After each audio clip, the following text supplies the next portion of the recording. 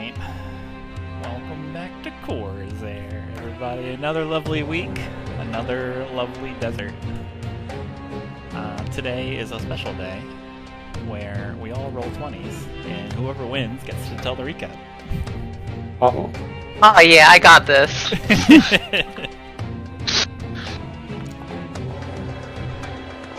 I'm winning. I get a plus Accel, one did I for take this my roll? boon? Yeah. That was my clever ploy to get rid of all of your plus one. You want me to Go tell for it? Raikel, you're still on private. Oh, it is? The suspense. Oh, Twig is currently Let's turn it winning, off. and that's almost correct. I'm not winning. He got a Never one. real. Alright, congratulations, Twig, you win! Oh, I don't know. I didn't really participate too much last time. Last time in Khorzaire, Twig met up with his friend Madash and was told that something was stashed in their hideaway. So Twig made his way there, briefly met up with Zoaz, but ended up going alone to his trap-filled hideout. And after a couple of trips, he ended up finding a monster in one of the rooms. And it was a close call, but he won the fight and ended up finding a quartz slab. And then he made his way back to the group, and everyone lived happily ever after. Excellent.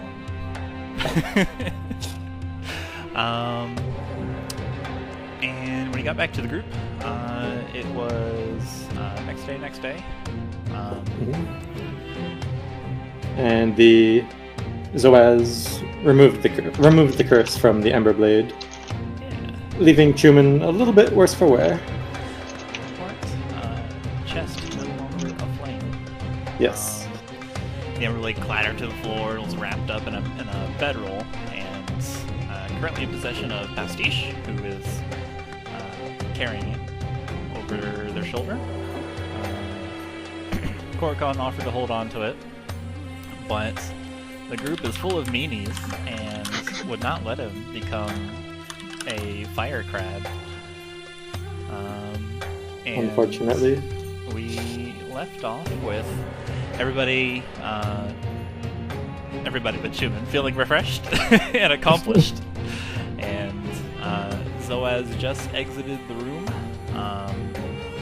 and begins heading downstairs in down the hall from the Thanked Badger, which is the name of the inn that you are currently in. It is a lovely day in Luxnox. You can already feel the pleasant heat from outside.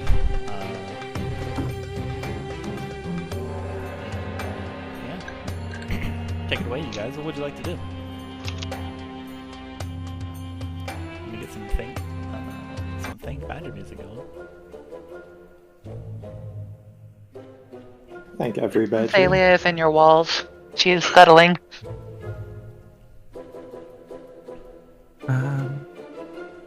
Just Well, imagining.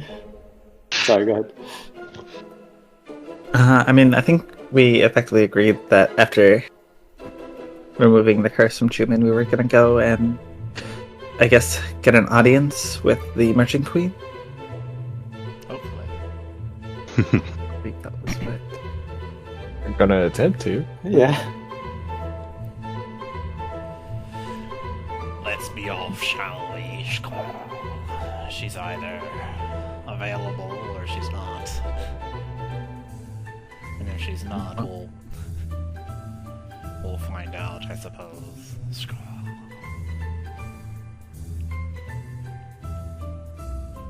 Well, I'm sure you know your way around here better than most of us. After you, Khorzaire. After all, it is your package. Or rather, you are the one holding the package and delivering. I get to be the leader this time. What an honor. You can see his chitinous chest kind of puff up, and he stands up a little straighter. kind of holds his parcel like in one arm, like up on his shoulder like a boombox. You can see him saunter out of the room. This way, team.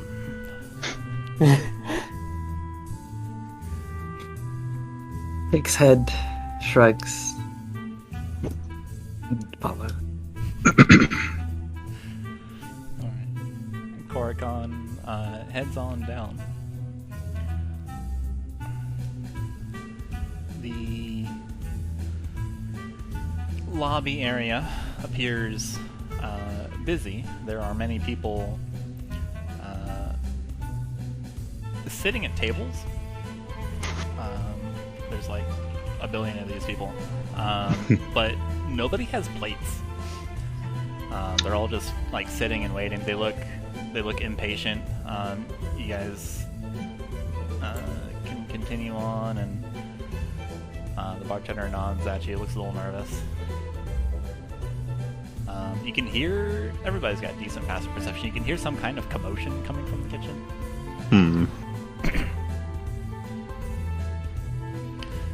Looks like I'm in is rush hour. struggling, yeah. The lunch rush. Yeah, it's about lunch. Or brunch, I guess, It's like considering 11 we o'clock. just finished eating. Yeah. You look at your Khorzaire sand clock, and you check the sundial on your wrist, and yeah, it's about 11 o'clock.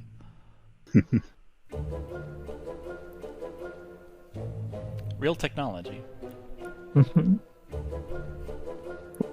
Real technology. Well, sure is strange. Continues. Yeah.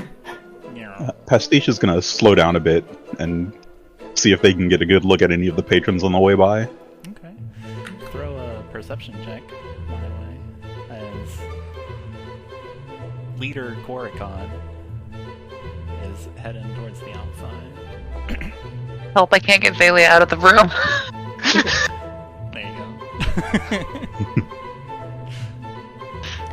Did you I think I'm stuck in the wall now. You stuck yourself on the wall again. He's in the Xalia is wall. in your wall.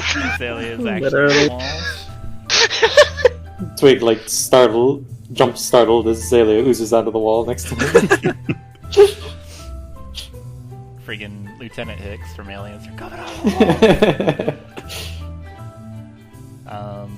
Let's see. So you're checking out the patrons? Yep. The patrons, they all seem strangely alike.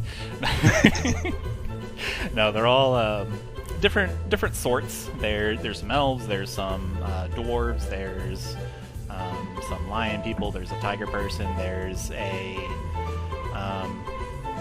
let's see, there's some humans. One of them is being bothered by a cat that has just jumped on top of the table. They're trying to like chew it. The cat doesn't care. Whom begins, licking their paw and just like swiping their ears and cleaning themselves. Let's see. Are you looking for anything specific or just like a general kind of who's here? Mostly general. Okay. Like seeing if there's anyone they would recognize. Okay. Let's see here. There are a bunch of people. There's from like different sorts of life. There's some merchants. There's like a couple gruff-looking people. They've got like they're armed, like sword and shields. Right. Looks like there's a Dune Strider that's here that is trying to slide in and get some of the complimentary breakfast, even though obviously but you don't see anybody you recognize. You do see various people though. Okay. Xalia's gonna walk up to a random ones and staring directly at them, just become them.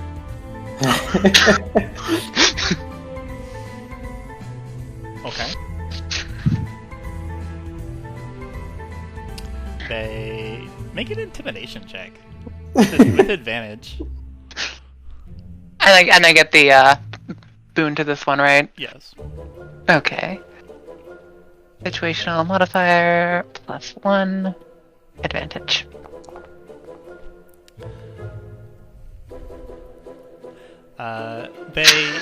So you look directly at them. It takes a little while for you to, for their attention to be drawn, because they're just kind of, sitting back, tapping on the table, just tap, tap, looking around, waiting for their food. And then they feel this presence, this ominous presence next to them, and they look up at you, Xalia.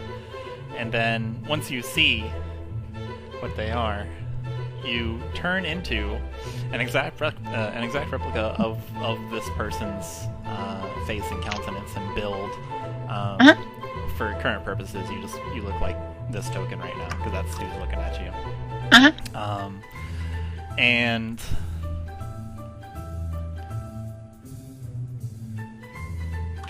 I think we're gonna flip a coin. They react poorly to this, and they kind of startle, be like, "Wait, what? No, why? Stop! No!"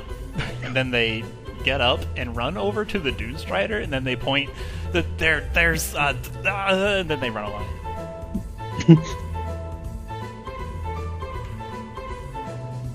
Xalia waves at the Doomstrider, just entirely, "Hey, what's up?"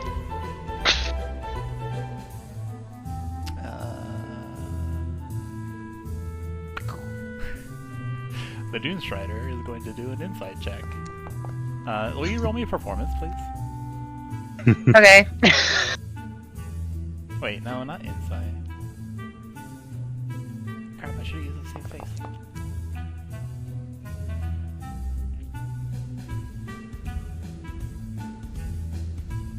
Actually, you know what? The Doomstrider's not going to roll anything. The Doomstrider's going to look at you, wave back. They look curiously at the figure dashing out, and just kind of point over their shoulder with a thumb. It's what's going on? They kind get of up and come over to you. Xalia kind of shrugs and then turns this person's face upside down, just puts it in the washing machine on her face. You shudder. Thinks for a moment. I see. You're a changeling. Xalia gives him a thumbs up. Only one, though. Maybe 1.5.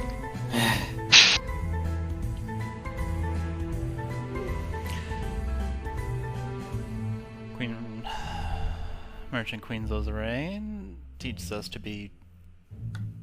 us of all people. I have learned of you. I have one request. Get the head tilt. Can you do me? Maybe they give you a little smile and just point at themselves. Xalia will oblige and become a copy of this Doomstrider. She will then minor illusion on his face, and then just start playing, pulling and playing with his face, contorting it into weird shapes, and minor illusion his actual face to have the same changes. She's doing the Mario 64 intro screen. Yeah.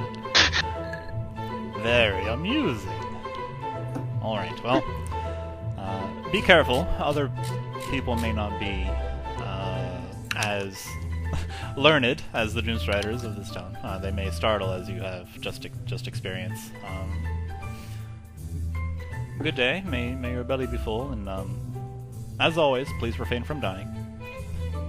And Xalia gives him thumbs up. Doomstrider walks back over and waits for his food. He's hungry.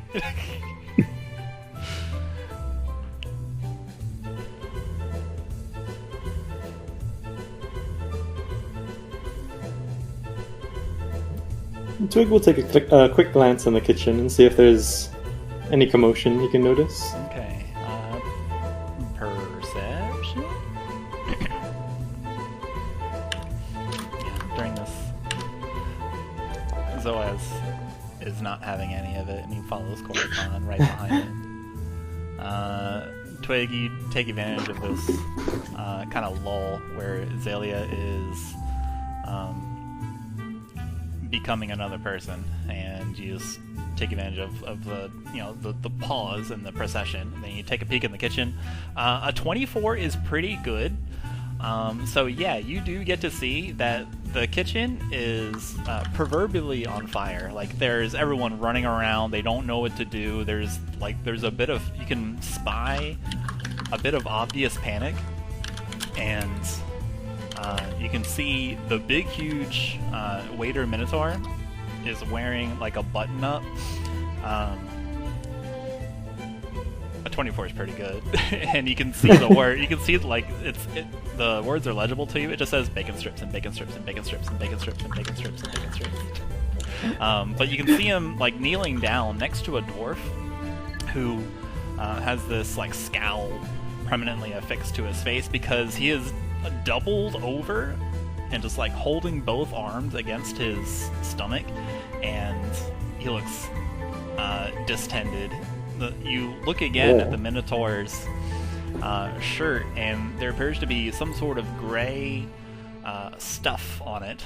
You're not quite sure it is from where you're standing, but a perception is also pretty good. You identify this dwarf as someone you know. It is Jormund. Looks like he's suffering. Oh no, Jormund. Oh no, not Jormund. Twig might try to like get his attention or wave to him, give him like a psst. Okay. I'm worried. Alright, you give the... You give the PST and like make a motion in Jormund's field of view. Let's see. Make a roll me performance too. Performance. See if he notices. 17. Twig, you just kind of roll good, don't you? As long as it's not initiative. Oh, the perception on it should be 25 too, huh? I added the +1 to it. Oh, okay. A 17 is pretty good. So yeah, you do manage to like get close to the kitchen. There's nobody kind of paying attention to, and you're like, and Drummond looks up at you. His eyes kind of go wide a bit. You can see him smile and open his mouth to hail you, but it is quickly replaced by, and then he just like vomits all over the bacon strip shirt of this Minotaur. Oh no! However, with a 24 perception, you identify this as not throw up. It is something else. It is not normal to be throwing up this color. This color is I gray. bet. And it is not any kind of like liquid. It's not, or any kind of chunky. It is like, it looks like he's throwing up glitter. Huh. Drummond does not look happy about it, but he never looks happy. It's true.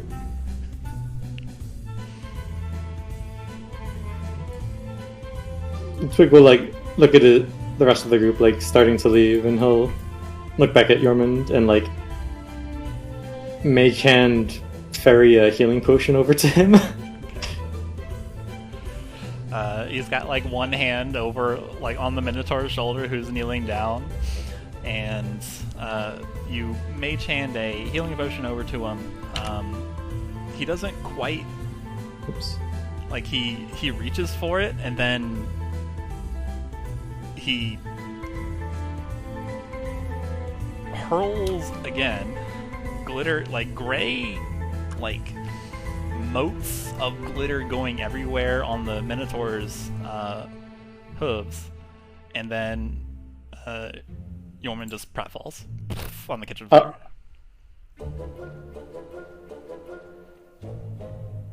Twig's gonna walk up to the bartender and like motion to the kitchen. Is everything alright in there? No. Yeah, I guess I probably could have seen that. There are What's so going many on? orders that we're not able to fulfill. The kitchen is full today. I apologize. If you simply just wait, we will make sure that your food is out and ready and piping hot, just like normal. There's like a beat as Twig looks at the bartender, and then he looks to his left and sees Jormund like face down on the ground, and like the the Minotaur with his shirt covered in glitter. And he looks back and says, "Right. Well, good luck with everything." Just a minor problem. One of our staff is ill. We are sending him home to make sure the food is not contaminated, but it caused a little bit of a hubbub. So no worries. Yes, we have it under control. I see.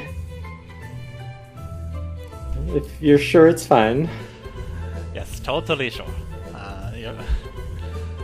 What is your order? I'll make sure it is expedited. I'm not really hungry. Thank you, though. I'm still full from last time. I see. Yes, we have the opportunity to have the greatest food. Our head chef is able to slap really any ingredients together and come out with a stable and fortifying meal. But today, little busy. Please. Twig just nods and backs off.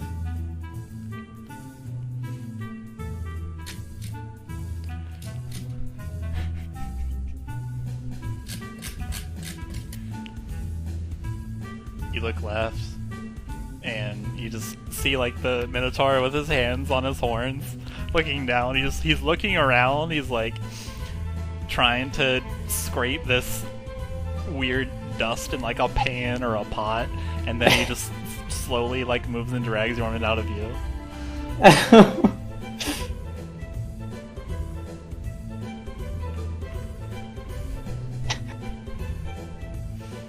The way that was animated looked pretty accurate.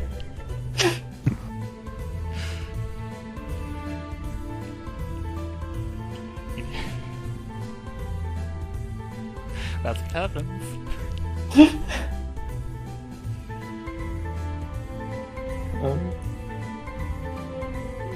Twig will probably catch up with the rest of the group.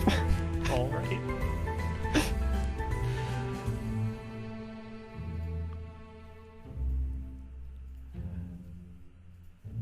The rest of the group is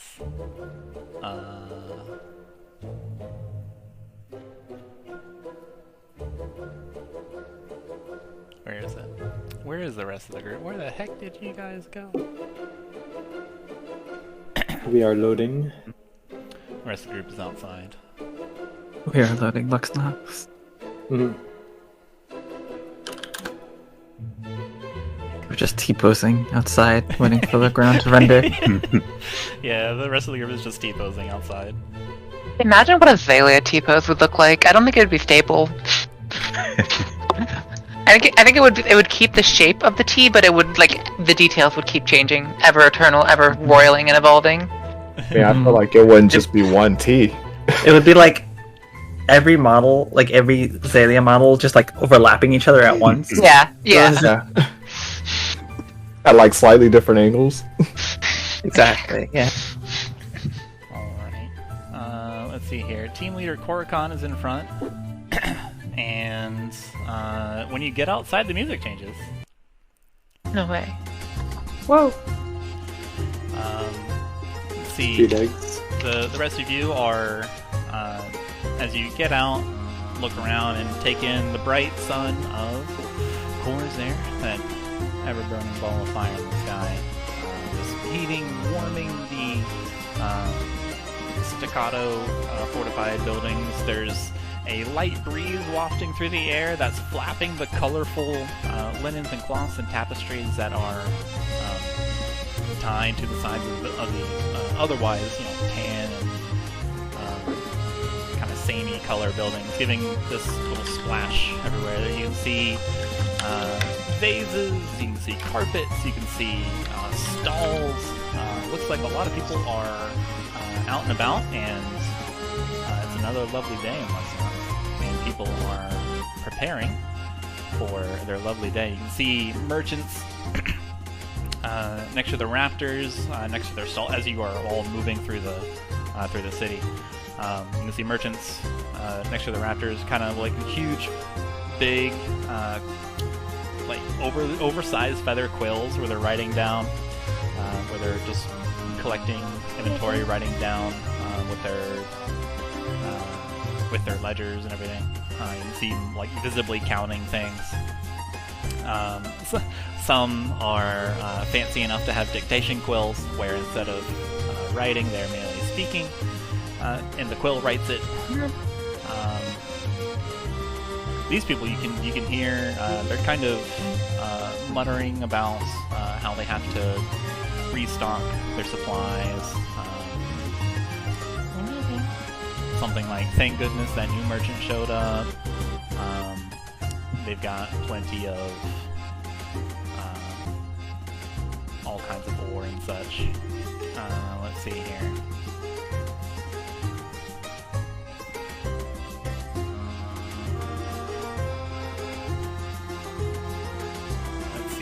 Let's see. Khorzaire just seems to be heading directly north.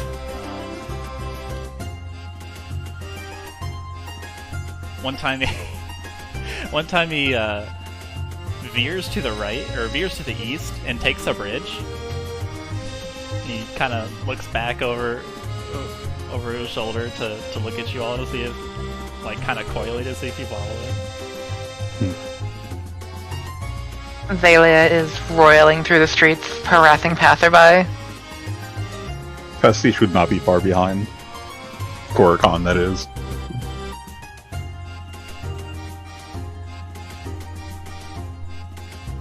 Yes, we're still following. Alright.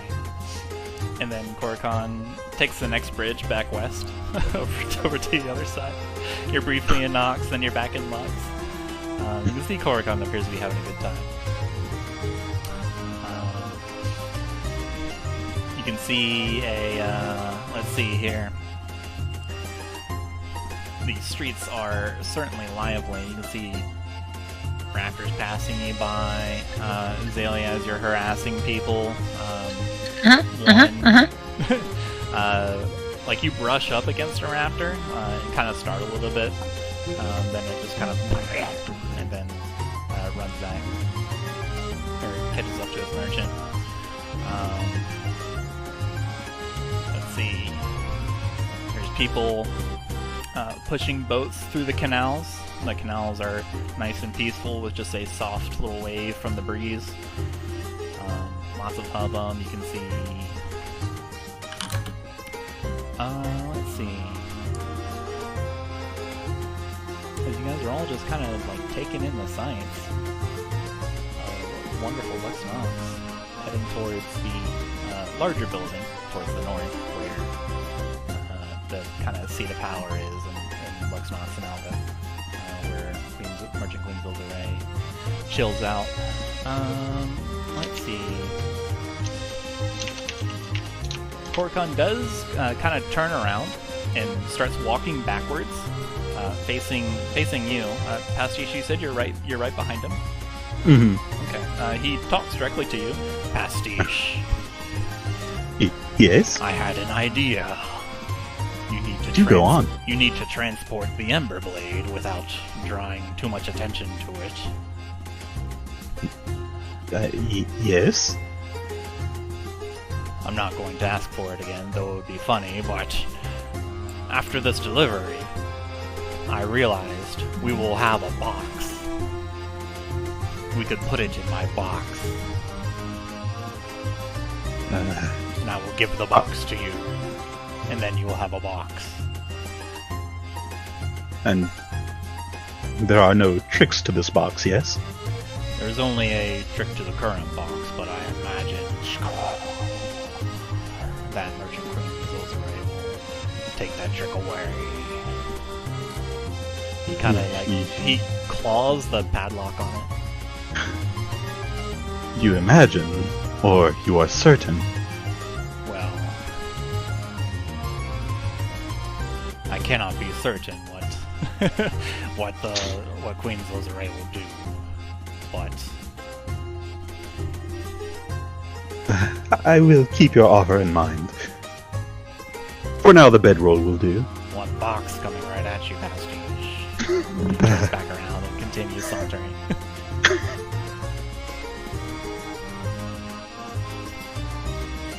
Pastiche kind of looks over both shoulders, does a scan of the area, Okay. make sure no one overheard that conversation. Perception.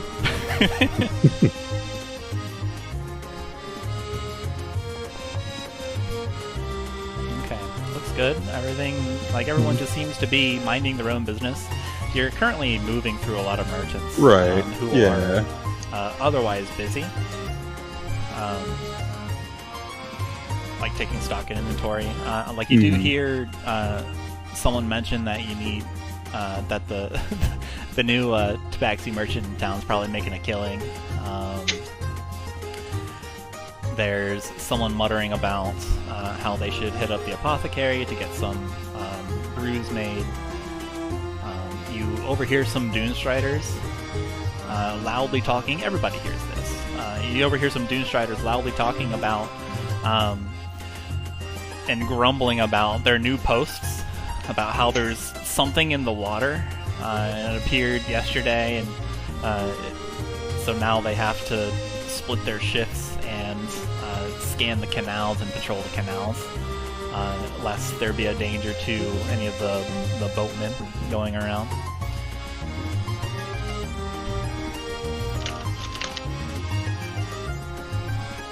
They appear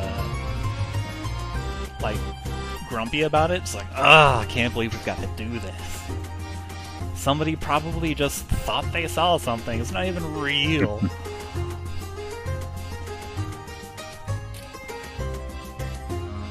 I see. Wonder what happened there. Wonder. It's a mystery. One we will never know the true answer to, disappointingly. We're good?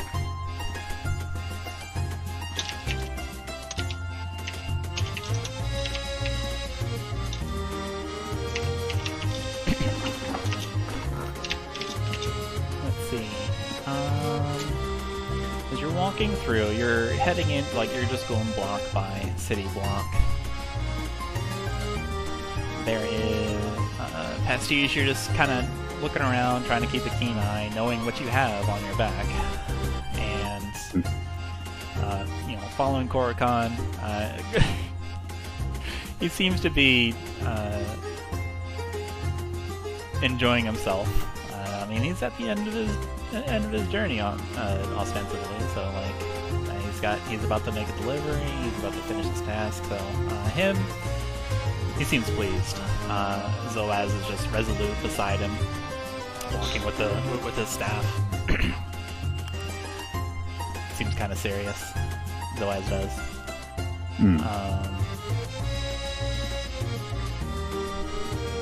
Every detour Korrikan makes, you can see Zoaz add one more furrow to his scaly brow.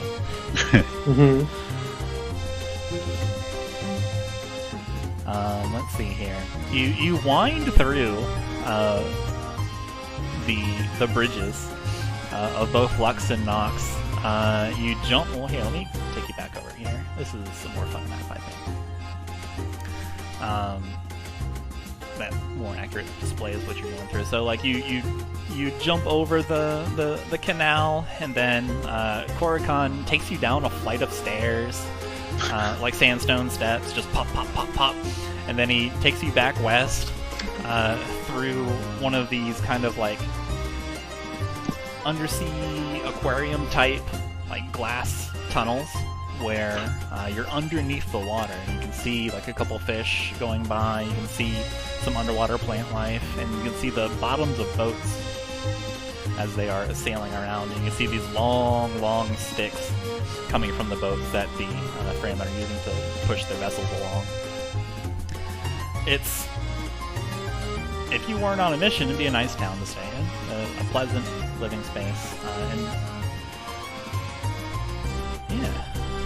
Some of you know this already, and it's just another lovely day in old Lexnox. He takes you back up the stairs, and you're back into the sunlight. Being down there was actually kind of cool and refreshing. It's a different type of temperature down there. And let's see, somebody roll me a d12.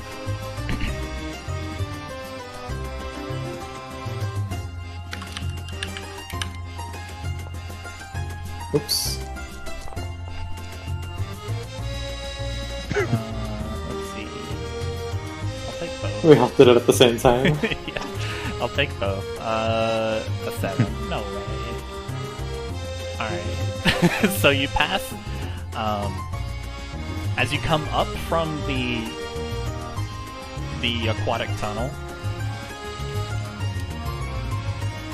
you see. Hang on. This note is in another castle.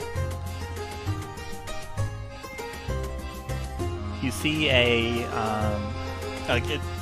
the reason you see is pretty prominent. The wooden sign kind of hangs down as you're coming up, so it's cleverly placed, honestly, to where you have to see it as you're walking up the stairs. It is a small wooden sign. It's kind of like carved fancily with its calligraphy. The sign reads "Trace Elements," and it is a square border around the word "trace." Mm-hmm. You can see a number of people just kind of hanging out. Sorry, not hanging out, going in and out. You can see a grand opening sign. You see that on your left, because the canal's on your right. Let's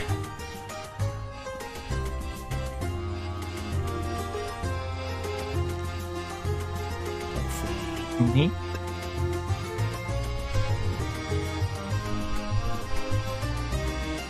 What else do you see as you're traipsing through the city? Let's see here.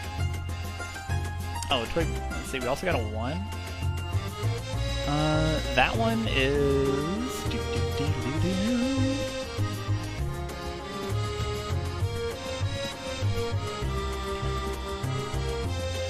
past you, running past you. Well, not really like running, kind of like brisk jogging. As well as they can. Oh, wait, Korrikan's here. As well as they can, Korrikan is like leading you. This person. Sorry, let me back up. I got off track. You can see a human with a headband and braided long brown hair, and around the braid there's also like strips of leather crisscrossing around it, and they have this big tuft of brown hair just coming off. You can see they're traveling at a quick pace. They've got like a little headband that comes into a circlet. In their arms is a lot of kind of glass diamond-shaped vials. She just runs past, well, not quickly moves past you. Twig, you recognize this person. This is Jessica. She's just... Huh? She looks at you super quick and gives you a warm smile, then a glance over her shoulder, and then kind of leans next to you, Twig, and says, "Can talk." It's after me too. Downstairs. And then she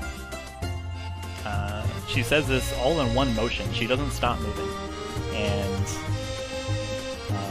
she jogs off. Twig's like a little bit shaken and just gives like a half wave as she runs off.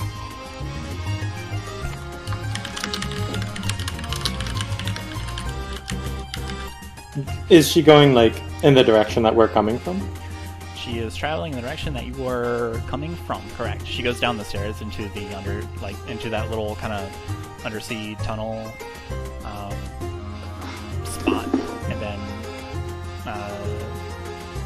is ostensibly crossing over into Nox.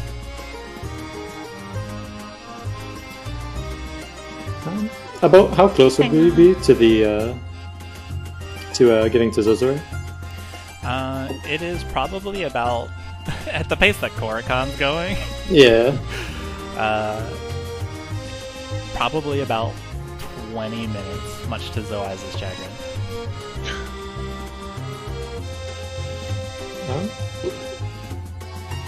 Twig will just say, "That was a friend of mine. I just want to make sure she's okay. I'll catch up with the rest of you." And he's just gonna like take a peek down the stairs to see if she's there. Okay. Go ahead and make an either investigation or survival. Investigating time. Okay. Oh no. You bid this to your companions and then run down the stairs and try to follow her. With an 8, you can see many people walking to and fro in this little glass tunnel that goes underneath the city of Luxnox. You don't see Jessica. You do see a couple Doomstriders walking around, just doing the regular patrol. You see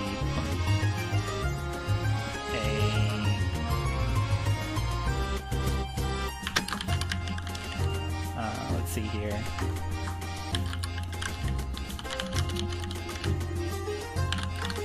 Yeah, you don't see a whole lot with an 8, unfortunately. With an 8, that's all you get.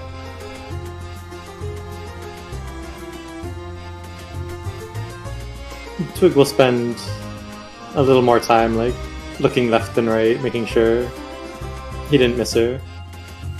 And then he'll just, he'll, like, ascend the stairs and try to catch back up with the group. The rest of the group, you are a few minutes ahead. I'm going to flip another coin.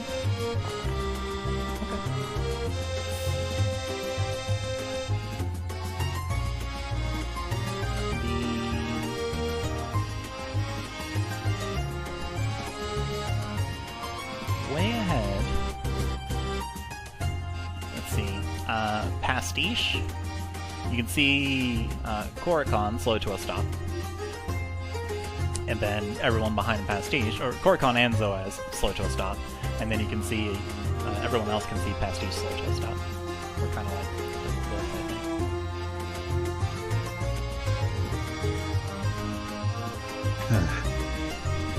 Zoaz?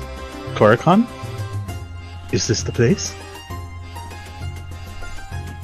Korakon turns around, and his opening statement is, "Shkola, Pastiche. Looks like we will have some time to bide. Zozaray Raincaller is out and about this morning, so she will only be available for meetings later this evening. I see. What are they looking at? Something specifically? How can you tell? Korakon, who was previously blocking your view, moves aside and points this big ol' crab claw at Zozaray Raincaller. Which, actually, a more apt description, because Makayla may not know Zozaray Raincaller by looks. This Aldani merchant, hoisting a parcel over his shoulder, like, confidently, just points in a direction, and you see a lioness, golden fur, kind of tufty ears poking through a hood that is cream-colored with a golden kind of hem, and she is wearing a kind of like a top that is cream color, still golden, everything, and it stops right where her ribcage is, and then has, just shorts on, no shoes, just regular paws. You can see at her side is a like a samshir that is hanging horizontally instead of vertically. It kind of just like flaps against her hips as they sway, and she kind of sachets through the town, and flanked on her corners are 4 Doomstriders, holding their, or sorry, not holding, with all armed with double-bladed scimitars, and you can see this. Also, in addition to her attire, anybody that saw her yesterday, she is no longer tinted in purple. Her sheer fabric outfit of purple sleeves and purple pants are discarded in favor of, this time, she appears to be wearing some kind of skin-tight black leotard, or some kind of like compression clothing. You can see this happy lioness kind of moving around, just talking to everybody, doing just doing meet and greets, holding people's hands, and just talking to them. There she is, Merchant Queen Zozelray Raincaller herself.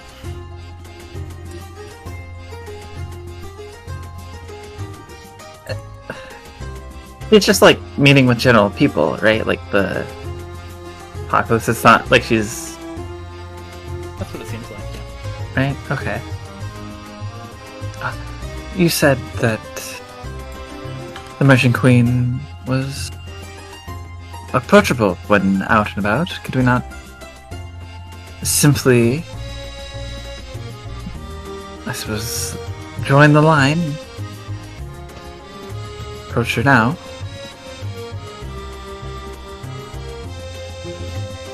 We could. What? He looks at he brings the parcel down, just looks at it, and puts it back up. We may demand more of her time. Yeah.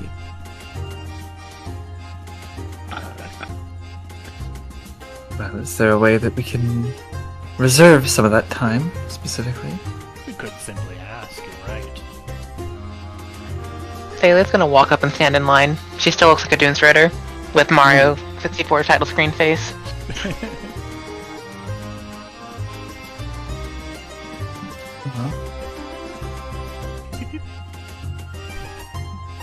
Well, we came all this way for the...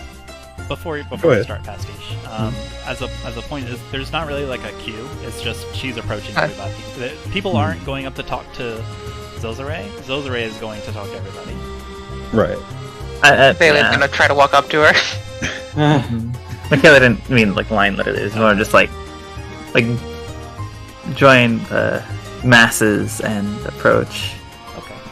Just wanted to make sure because there's a little bit of a distinction. Yeah. There. Fair enough. Well, I mean, perhaps simply just letting her know that we have arrived with with her package is a nice thing to do. Give her forewarning of our arrival, of our meeting. I mean, you know what the contents of that box is more than anyone else, so you know it's whether or not it's urgent or not. My apologies. That was A-Y-E rather than I. I am agreeing with you, Makayla.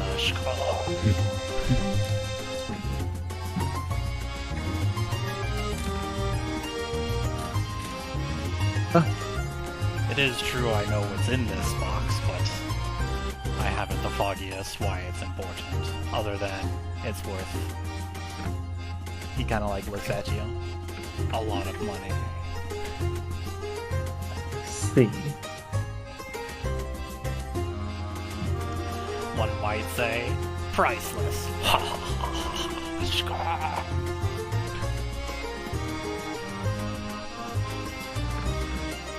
Or if it has no price, does that mean it is worth nothing and therefore worthless?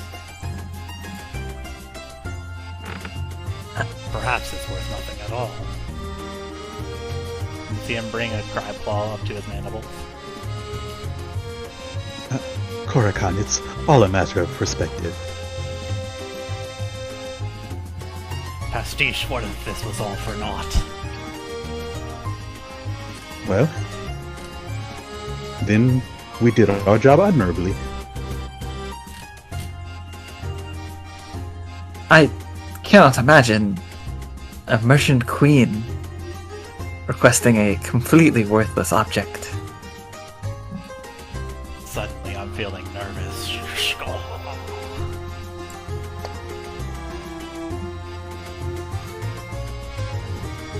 Bailey is going to get impatient and mage hand tap Zoaz on the shoulder.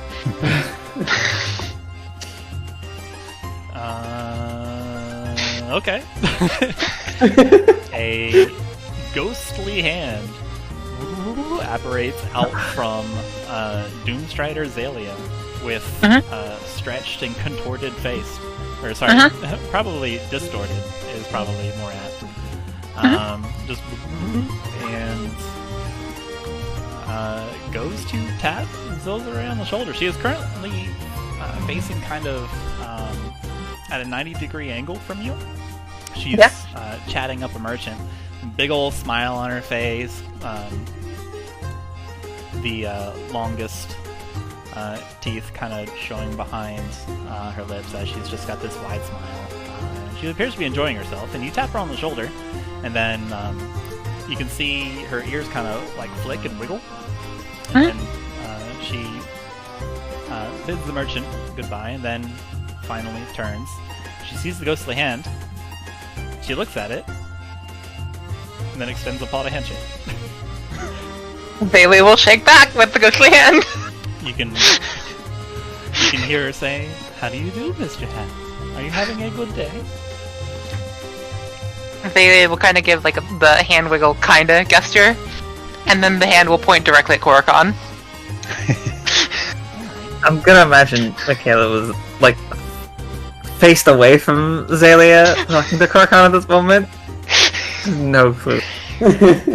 And you just hear, how do you do, Mr. Hand? Yeah. How do you do, Mr. This warm voice. Just how do you do, Mr. Hand? And you can hear one of the Doomstriders clear their throat at the same time that the mage hand does its thing and points towards Korakhan. She follows the hand's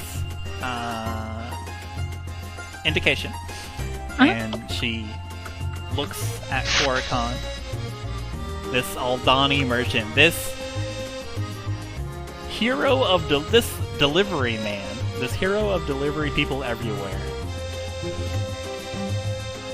clad in chitinous armor given to him at birth. He has kept it polished and workable, with a box held high, muscly crab, muscle, sinew, seafood stuff belying his bulk and girth. Chest puffed out. He turns. They look at each other. There's a brief moment before this golden lioness, huge smile on her face, just yells out, "Korakhan!" and then rushes forward and then throws her arms around him and hugs. Beep, beep, beep, beep. Bailey is over here. The Doomstriders kind of like assume the formation. You can see the Doomstriders kind of like position themselves. I'm so glad to see you! Hello! Oh, you brought me the thing! I've been waiting for so long! Did you have any trouble? Did you... I wish I could speak with you.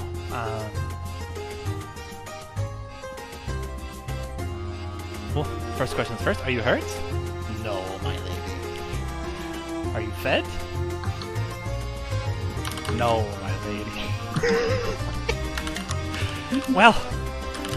something you have to eat?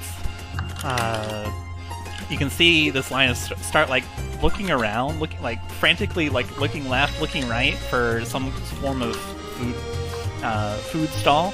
She spies someone sticking meat, cheese, and vegetables on a long little pointed stick kebab, and she rushes over and says, "Please, I need your most delicious kebab."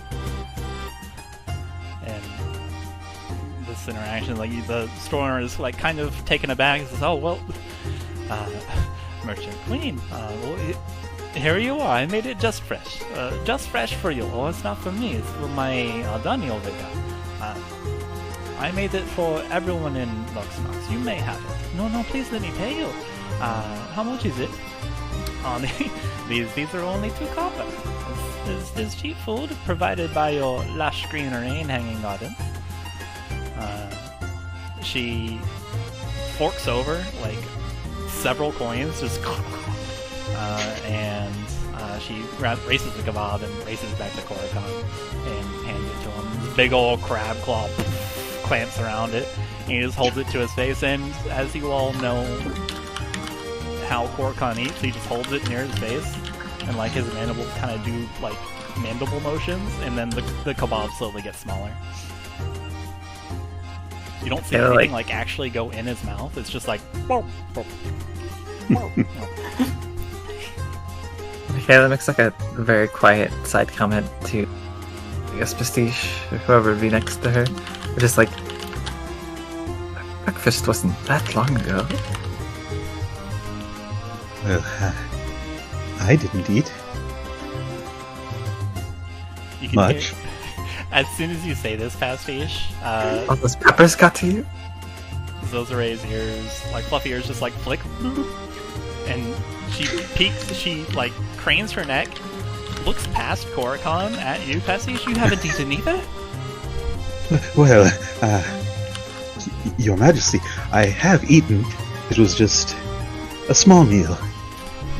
Are you still hungry? What can I get you? That's quite all right. We are just here helping Korrikan with his delivery. Please, I insist. You're helping him with his delivery? Korrikan, you did not say that anyone was assisting you. And she kind of waggles a claw at him. Korrikan looks around. I give the floor to them, my lady. This is Zoaz Ituusk, an excellent moonlight shepherd, second to only. Well, this is also Makayla. I don't know much about her. This is Pastiche. He's an excellent artist. Behind him, Chuman, he's tired right now. You've already met Xalia. He points at the Doomstrider with the face just kind of half melting. What do you mean Chuman's not there? Where's Chuman? I thought you were with everybody. No, Chuman is resting. Is he? Oh, that's right. Yep. They said, alright, yeah, deuces, and left you in the room. Yeah. There is a Chuman-shaped cloud that dissipates. My apologies, Chuman is not here. But he assisted us over the way. He is a human. He does not appear to be coercive at all. And Twig, it's at this time that you are jogging back up, and Twig, the young Kenku.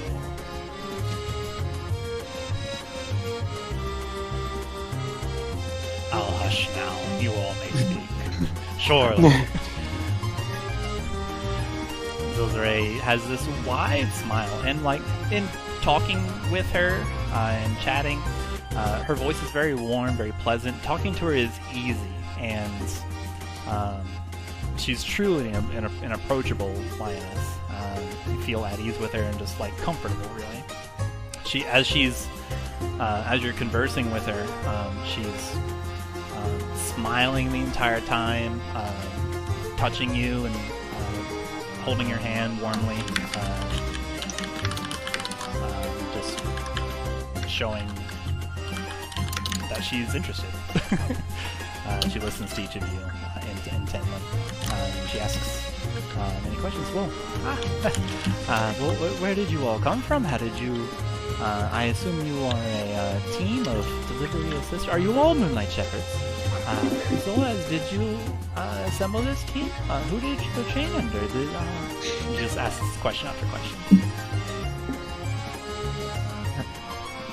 Xalia shape changes Moonlight Shepherd and iconography onto her face.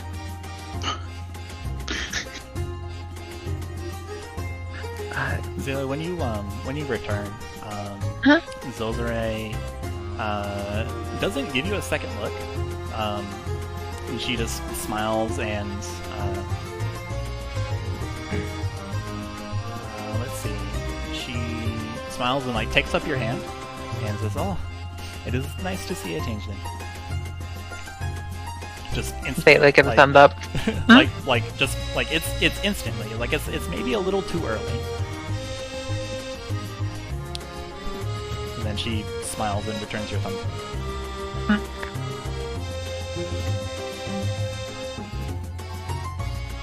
You should let out the original form more often. You're very pretty. Xalia snaps back into her acting default, which is the multi-eyed with a hat. There we go.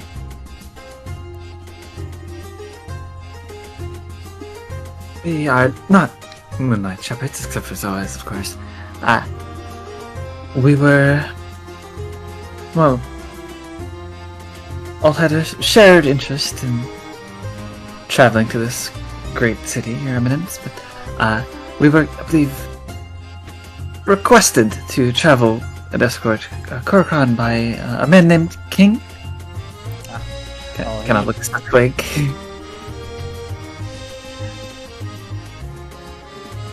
I wish he were here too, so I could celebrate his return, but as I understand it, he is in Tenuto, keeping the people safe there. A massive earthquake hit. Do you know his fate? Is he safe? Do you know if he is still there? Actually, no, we haven't heard of any word from Tenuto since we've departed. I see. Well, you've been... that's fine, I do not fault you for that. You've been traveling east, Tenuto is west.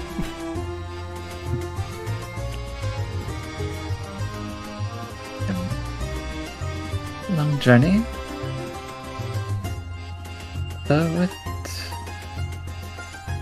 Oh, we made it. So, couldn't have been that hard, in retrospect. Excellent.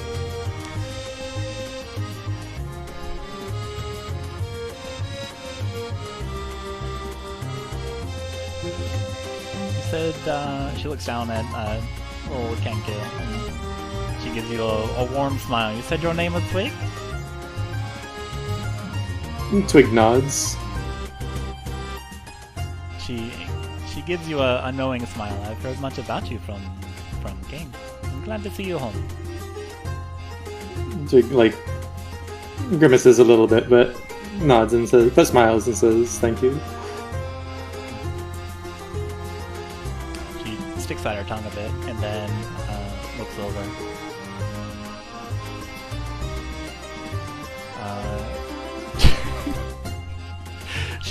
She fusses over Zoaz a bit, and this is not Zoaz, but the only thing that I can think of is Zoaz going, "Not now, Chief, I'm in the zone."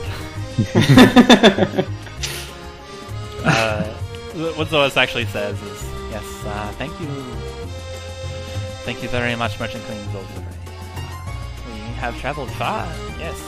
Please don't look into my friends. Each have their own tale, but we came together under Khorzaire banner to bring this deal." Zoaz looks at Pastiche. "I haven't heard about you. Please introduce yourself." Well, as Khorzaire said, I am an artist. I have done many commissions for people of high status, and, well, I wouldn't be surprised if you've seen a piece or two. You can see her Pastiche kind of folds their hood uncharacteristically. Your the hood that's attached to your body, not your clothing, right? Right. Okay, making sure. You can see Khorzaire. Like you can see the gears turn in her head for a moment, and like you can hear, you can see like the click, and her eye just kind of twitches, and she brings some claws up to her chin, and then looks down, thinks, looks up, snaps her claws. I have one actually. Oh, you do? Yes, I see it every day. I like it. You did that. Why? Yes, At least your signature. I did, and I'm glad you like it. Yes, it did. I must admit, I have many paintings. From Mentiatus, I have. Let's see. Who adorns the halls? Let's see. There is Figueroa, there is Monaco, there is Zumbaba. I hate that name. There is. And Pastiche. I must say, among all of them, yours stands out the most. There's something so much more vibrant about it. The one I visited most. I notice it. I watch it. Well, that's flattering, but it's not a magic. It is just paint. Well, My insight checking. She actually believe those things about his art, or is she just gassing about? you can roll insight, sure. 17. Let's see here.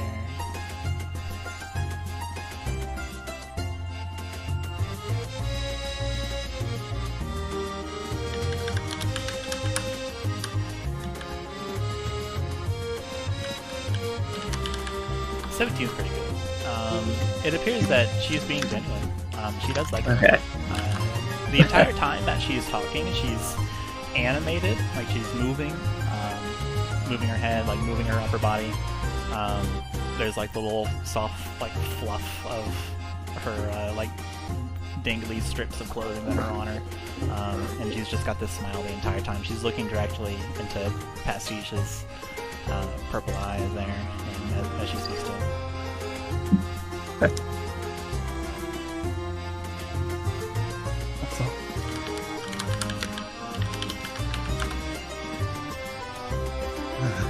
Well, anyway, it's a pleasure to make your acquaintance.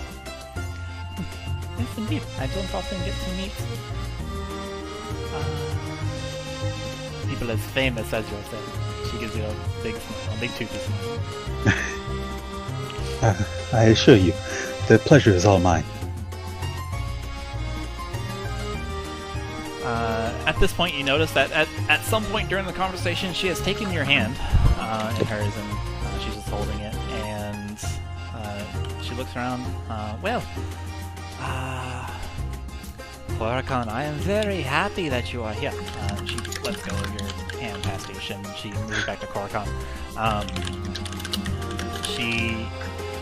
As she moves back to Khorzaire, her paw kind of caresses over his head, like starts from the left and like goes over and like wraps around.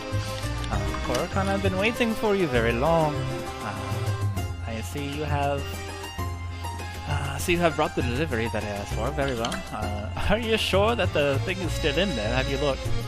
I cannot, my lady. Good. Well, she looks up at the sky. You can see her kind of like gauge something, and she takes a few seconds to look up. I would love to drop everything and do a little meet and greet with your group, but I do have to take care of my city. It is. I am definitely a sticker for a schedule, but I've got a lot to do. I can certainly be available in the evening, but I hate to make you wait.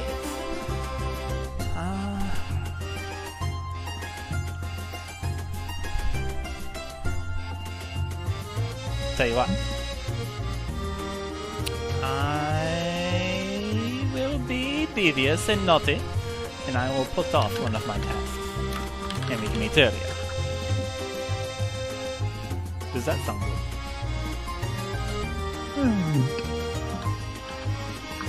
Earlier, as in when, Your Eminence? As soon as you are done with the task I decide to put off. Xalia kind of chuckled in the background. Fair enough. I am very busy and, well, I feel comfortable. She goes around with the Doomstriders. Part of these walkabouts is not only to read and see if the people of Amonkhet are happy, but it is also a security precaution. It seems that wherever I go, trouble does not go, so I am able to sort of reverse chase danger into parts of the city where they are waiting for instructions. So, I have many things to do. It must be done. I have to see a goblin is about to fire. There's been sightings of some sort of skeletal kraken with extra tentacles in the canals. It made a huge, I can only call it a performance, making itself known yesterday in the canals. There are some... She looks at you, Twig.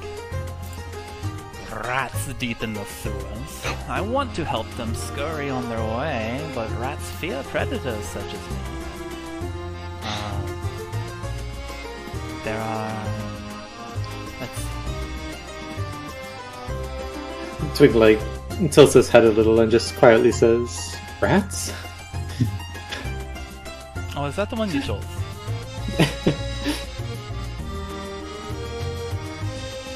Splendid! I didn't want to go down there anyway. It lets me get out of this wetsuit. It's awful to breathe. It chafes my fur, and I feel much more free. She kind of like scratches some claws across this kind of black leotard looking, but you now are able to see that it's just like a compression wetsuit. She's wearing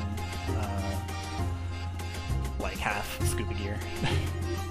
Not really scuba gear, but like she's wearing a diving sort of wetsuit underneath her cream-colored clothes. I can take this off. That'd be excellent. Let's do that. Will you do that for me, please? You can refuse, but I'll be unhappy. It would be a pleasure to assist you in any way we can. You don't have to do that. You can go wrangle that goblin for me. You've been setting fire to something? Something about souls. I don't know. What that one? Want to do that one? Do that one. That will probably take me the most time. We can meet even earlier. What a boon. I love you all already.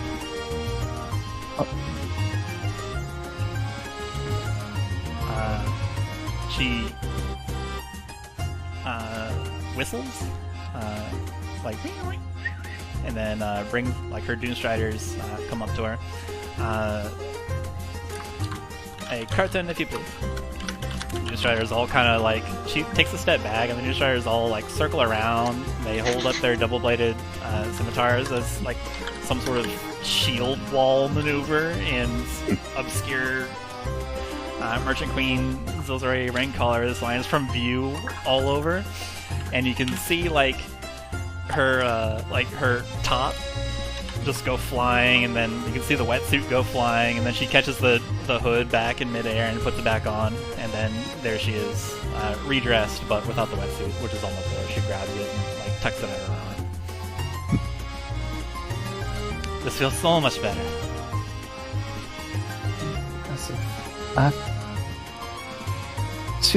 I assume. Yeah, I was like trying to find the right words.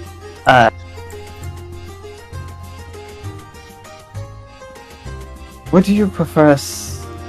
I assume that in taking off your suit, that you would prefer us to handle the sewer situation with those rats. That would be a benefit to me, but if you do not, there are more tasks awaiting on my long plate.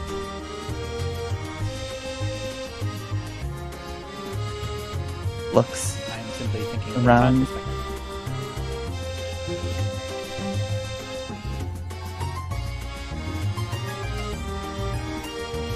But also, I also have to. She looks around and like holds up her, golden fur arms. I also have to, like, above her head, like, kind of exasperate. I also have to see about the string of thefts going on about the silver. The holy water is disappearing from the Selenite Temple. I have to look into that too. I am so busy. You're already doing a task for me, but you have all but succeeded. Surely I could persuade you to do one more. I'll reward you for this too. Like adventures? I know adventures like reward.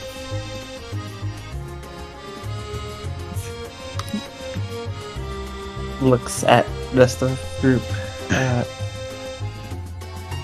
Do not, Your Eminence, you do not need to. I do not believe you need to further entice us with anything. Would be happy, glad to help. We can go and, I suppose, take care of that rat issue. Looks around. Anyone opposed? Well, it can't hurt. Twig shrugs and says, I think we could handle that.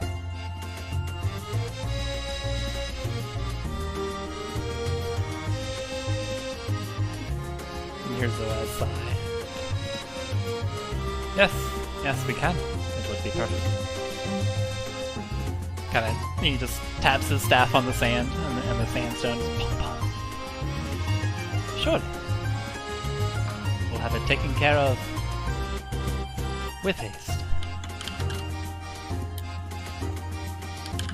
We've handled wanderers, griffins, wanderer land sharks. Like, Makayla's just like listing the things we've fought. Surely rats in the super can't be much issue. Make a persuasion check. Okay. A 25. Wow! Dang. As you, like, each thing you list off that you have overcome, each trial, each monster you defeated, each thing you've done, you can see, like, her eyes kind of grow wider in astonishment, and her mouth just kind of, like, opens more and is like, oh. Yes. Apologies. Some of these were arguably reasons why this delivery might be a few days later than you might have expected. But I assure you they were necessary. She crosses her arms and kind of, like, taps her bicep and looks at, like, gives Korokon a little side eye and lets you, my all Johnny Legend. Korokon kind of clacks his mandibles. I assure you it was not his fault, Your Eminence. I seem to recall a quote. What's one more day?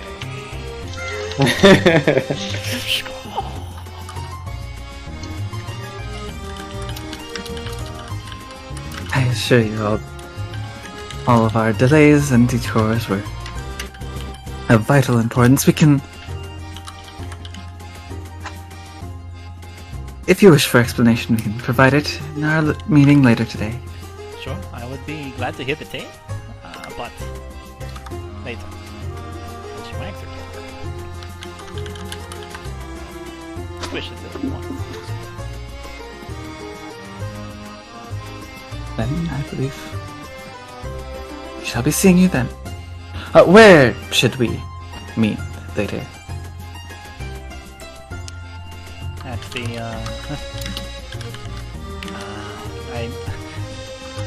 I like to call it my house. At my house. And she points at the largest building in the center. Makayla does like a nod of like, yeah, that figures.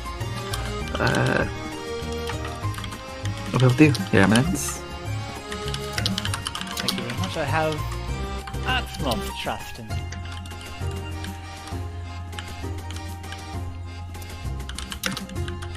Shall show that your trust is not misplaced. At that, Makayla would do like a deep bow of goodbye. Before you wander off, I will at least point you in the direction. You can find it at the entrance that I was going to use was the one that has been recently exploded. So that's where I will start your fetch. It is Okay. over in the Nox district. On blah blah blah street. I believe we passed blah blah blah street that over here. Excellent.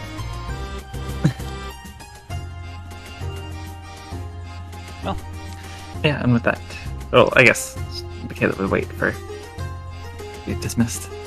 well, I'm eager to see you all later. Is there anything more from me before I must be off? Before you must be off?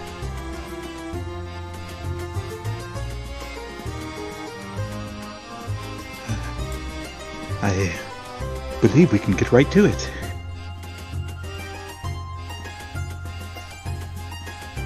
Makayla shakes her head. Nothing. Alright. Huh. She pats Corkin on the head and see you later, Zoaz.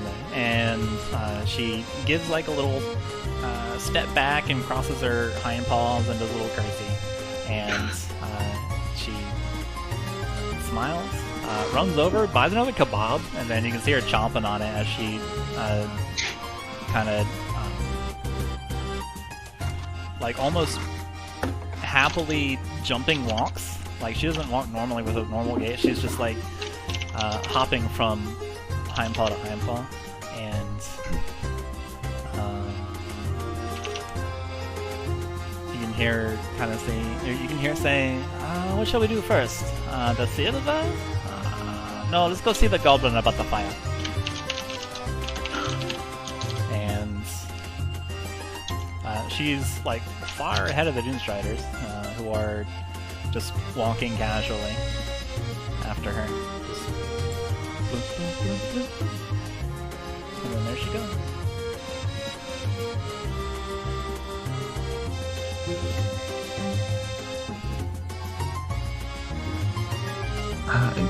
That wasn't so bad now. Was this Corcoran? You can see Corcon exhales.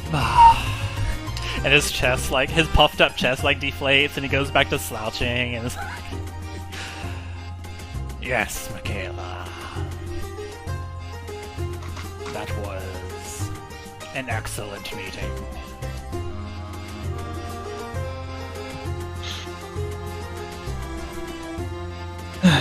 Well, I suppose we should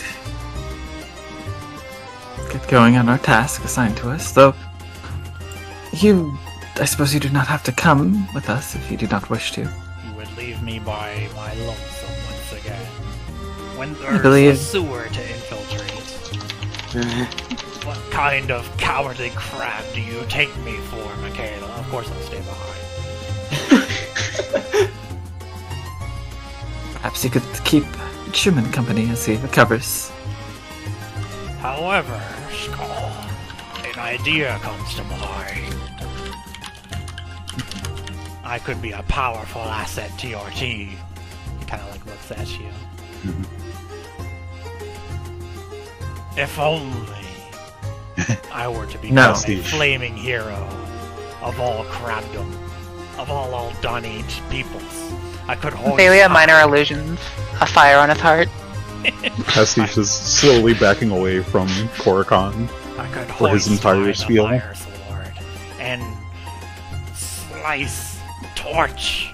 We could make short job of the swords, eh, Pastiche? Yes, Korikon. Pastiche says from a distance. Hand me that blade, I'll come along. I'm Yeah. not out in the public, please. This is not something we should be joking about so openly, Gorka. There's a crab like half on fire, holding a parcel on his shoulder, and with his free claw, he's just like slashing it through the air.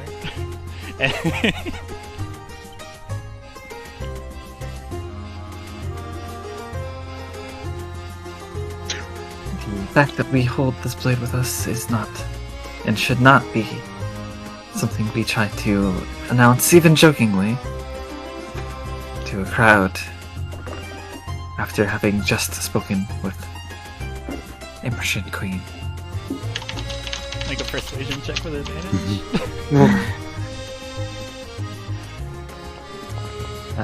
17. See Korikon droop. You're right, Makayla.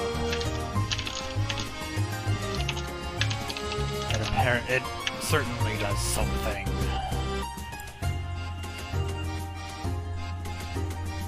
We wouldn't want to put the Merchant Queen in danger. I understand you are mainly jesting, but there's time and place. It's the time in 15 minutes from now in the place in the sewer. That's where you wish to be. Not forcing you to join us. Not particularly. I know you're a general aversion to violent confrontations. I am better with the kind of confrontation that you flop cards in. He suddenly has his deck of cards in his hand.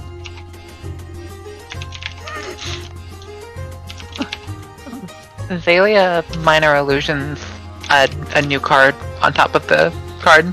It's face up. It's like the 13 of Worms. No way. One of a kind. That was impressively. Oh, when did you pull those cards out? Just he looks down at wait. 13, that's not a card in my deck. And he just moves the and he like makes a start and he gets he moves the pack enough to realize that there's just a card floating. Oh, okay. Well, if everyone else is ready and has nothing else they wish to do, suggest if you are willing to come. I suppose I did agree to this on all of your behalfs. We should get going to the sewers.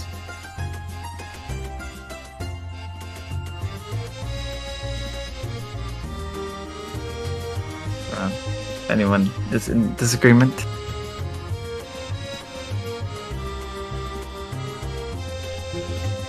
You turn towards Pastiche and see they're already headed in that direction. Great. And yeah, Makayla would start going. Bailey is just following. She's playing with the knife. She's playing with it with her. She's like tossing it to herself. Like to imagine it's like saying things to you, and as you like toss it in the air, it like cuts off, and then you catch it. It's like later in the same monologue. That's what happens, yeah.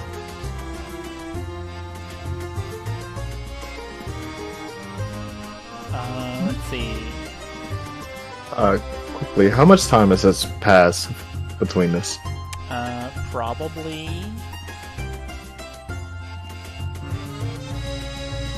an hour. Okay. Zoaz will pipe up. And should we grab our friend Chuman? I think we should definitely check in on him. Perhaps just to at least let him know about what our plans and what the situation will be with the Merchant Queen later today.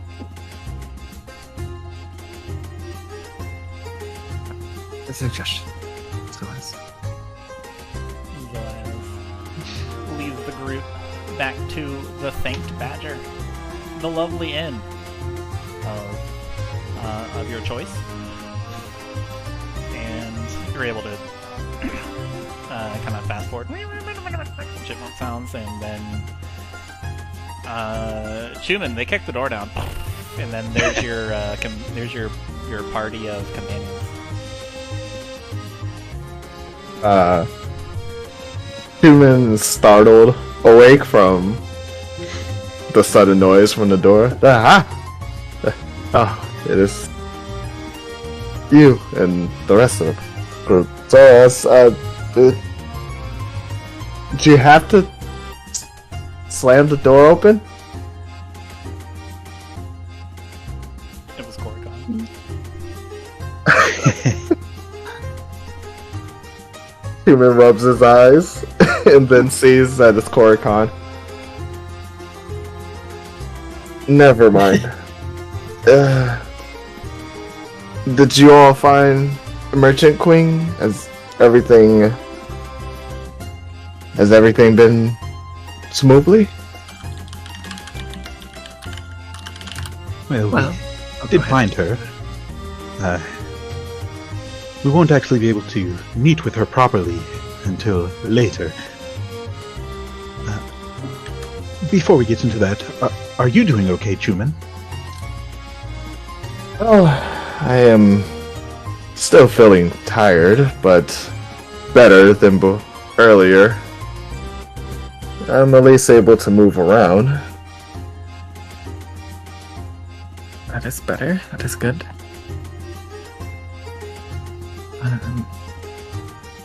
Part of the arrangement for meeting the Merchant Queen for a more, I suppose, intimate meeting session involves that we help private, I suppose is a better word. Requires that we assist her in a task that I deemed, well, somewhat below her station. She needs apparently some help. Assisting with her, Chuman just kind of interrupts, assisting with her duties. I assume this is, in her position, she's quite busy. It'll be difficult to simply meet up with her without an appointment. Exactly. This is our attempt at freeing up her schedule, so to speak. So I suppose, agreed that we'd help her with apparently some sort of rat problem they have in the sewer. Seemed simple enough. Daily minor illusion, 17 rats. Specifically 17. They're numbered. They'll have different traits too. Oh, Number boy. 3 has blue hair. Number 2 has a longer tail. Number 7 has, big teethies.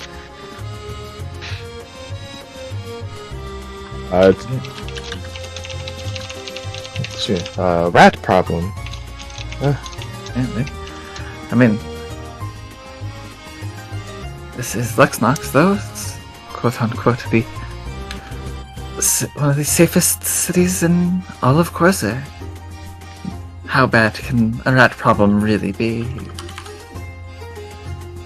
It looks around at 17 rats. They're somehow all cramped. You're using minor illusion for this? Right? There you. Yes. Okay. Okay, somehow they're all crammed into like a 5-foot occupation. Yeah. Well, my hometown, a rat problem could quickly get out of control.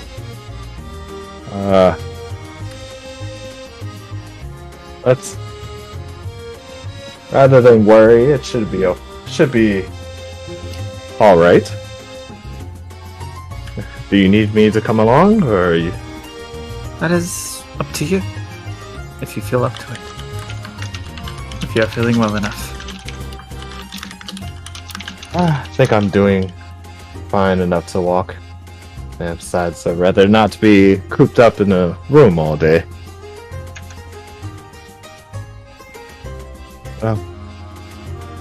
Shall accompany? Right.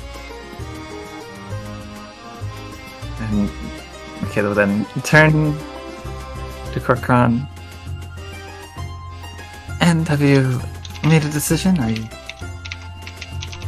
braving the sewers and joining us on a rat extermination mission? Alias shapeshifts to become a rat folk.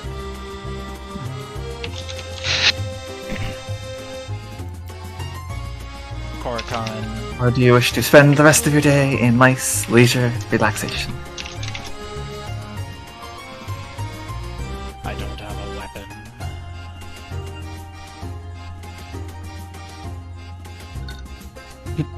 You You don't? Xalia hands him Soot Whisper. Oh no. Korkan, no. You just hear a stutter from Chuman. Wait. Do any of us actually know Soot Whisperer is like anything more than just a regular sword? Because it just seemed like a It is. like a tourist attraction. It is a Smoky, tourist see? attraction, obsidian dagger. I haven't noticed. Go ahead. It's kind of jagged. That's it. Like I don't think anybody's noticed. I've seen it. Like you've seen Yeah. the dagger, but I mean, I don't think you've realized that Xalia's it made does no anything. like Like this Zalgo text, you don't know that. yeah. I haven't noticed Xalia acting any different since she got it. Yeah, I just That's figure what what, I'm saying. what it does. Yeah. So yeah, Makayla would be like, yeah, it's incredibly dangerous to travel this far without any sort of protection for yourself. That's why I can't believe we've left you without any weapon. Still, it's important to be armed on yourself, just in case of emergencies. Perfect. If you are willing to part with one of your blades. Xalia gives Korkan Soot Whisper. Yeah, She is fucking watching. She wants to see what Emma happens. is none the wiser and thinks this is just like, how kind of you, how generous. Excellent. I am now armed. It is time to rise up. Korkan like holds Yes, both Korkan. arms up to the ceiling. Rise, unleash your fury on the rat populace. I need everybody to make a persuasion check with advantage. Oh yeah? Yeah. Okay. Okay, Why does she have proficiency? I guess she needs it. She really does. hold on, wait, what? Dang.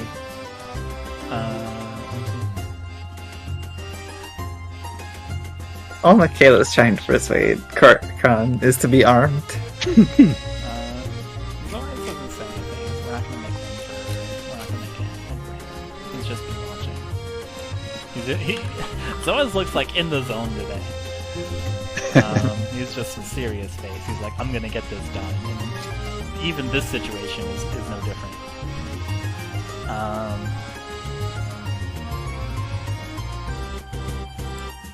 Well, I regret to inform you, 3 out of 5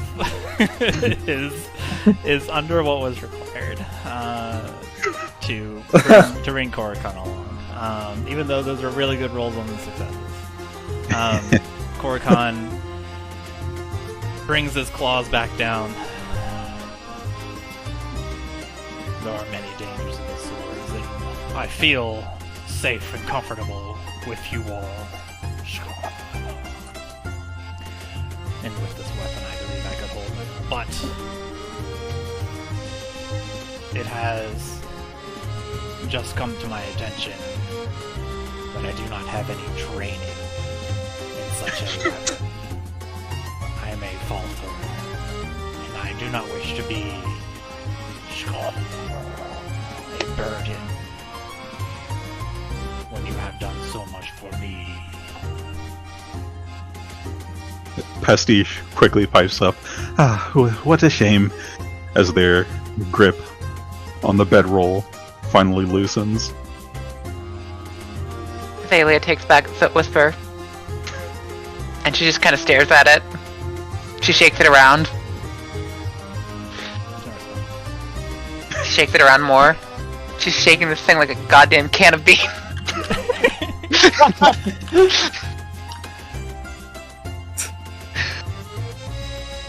I think alright with that blade. Were you I think trying to get it to do something? Soot Whisper does have like a little dangly. Like it has like a thin, like small chain link. It's like super small chain link, and then it like goes into like another little dark obsidian, but still kind of like dark purple little diamond. And like as you shake this, it's going everywhere, hitting your hand. It's going.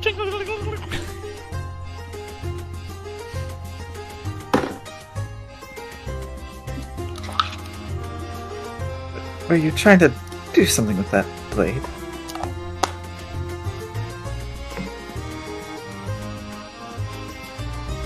Makayla would say to Xalia as you're She's kind of vigorously shaking it. She does an over-exaggerated shrug that you're pretty sure would break anyone else's shoulders. Like they should not go up that high or that low. And then she kind of puts it away. Right, well, that's that for everything here. For anything else that comes to mind for things we should do before venturing into sewers to take care of gestures at illusions? All of these rats.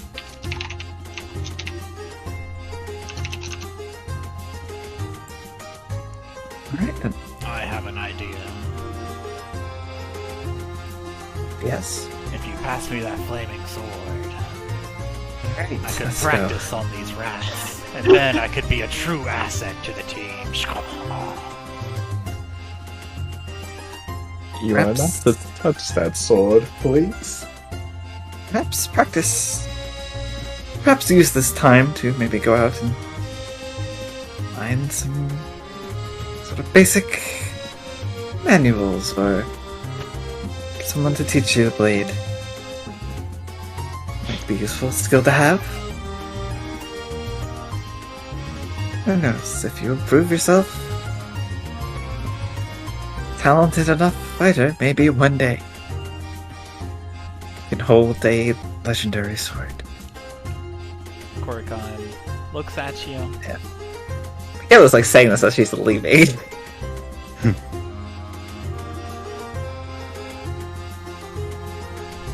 Korrikan inhales. You're right. I've been running from danger for too long.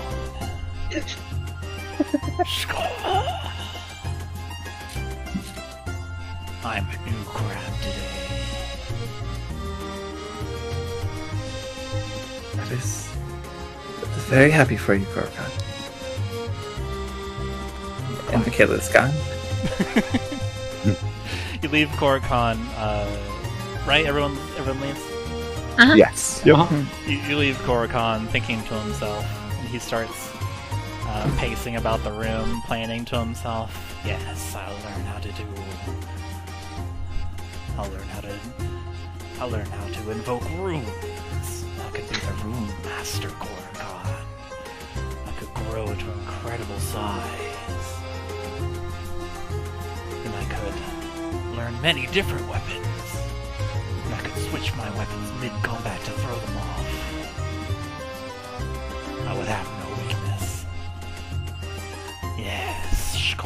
And the door closes. Oh, I do hope he does not hurt himself.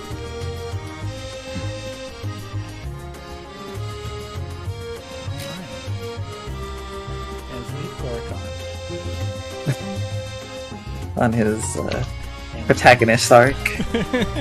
Mm-hmm. And you're back in Lux Nox. Well, unless you want to do anything in the lobby of the Think Badger.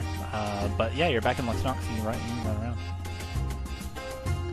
On the way, just pick up some arrows. Okay. Bundle of arrows. Just regular arrows? Some regular arrows. The regular arrow salesman Love that place. has like they've got like a little stall. They're just like yelling out, "Errors! Errors! We got errors!" You can see their shop is named the Regular Arrow Shop, and they're just yelling out, "No better solution to the Wanderer problem than a set of silver arrows. We got all kinds.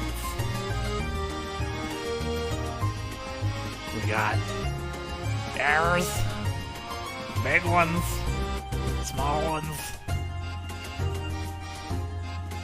pretty ones, ugly ones, Chuman, poison arrows." speaks up to the party. 1 minute, y'all. I just need to refresh before we go into the source. Water balloon arrows. Arrows with torch cloth on them, you can ignite it. It doesn't harm its flying trajectory at all. I think Twig will follow Chuman in. Hello there. Could I see some silver arrows? And do you have any? I see you have quite a bit of selection. Do you have any exploding arrows? I do. I've got silver arrows. I've got arrows that have a little pouch of a little pizzazz on them. They'll go kaboom. Kaboom, you say? Kaboom. Would you mind if I see one of them? Just to take a look. And in this man's hand is immediately an arrow. He's gripping it by the shaft. And he's kind of holding it point up. The fletching is quail feather. You're able to immediately determine. And then on the arrowhead there is like a wrapped kind of package, and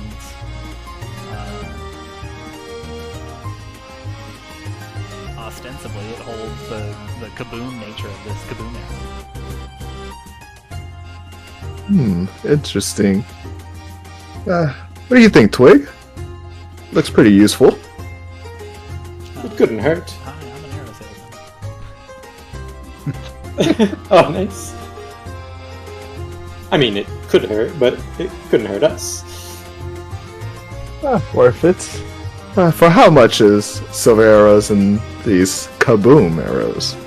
Well, it takes a bit of silver to silver the arrows. A set of 20 will actually run you 10 silver. Wait, hang on. What is? Aren't 20 arrows gold? Like 1 gold? Yes. Okay. 20 silver arrows are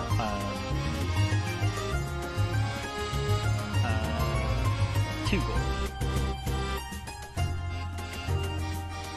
That's 2 gold for both the silver and the kaboom arrows? No, the kaboom arrow is a special concoction that I've been doing up.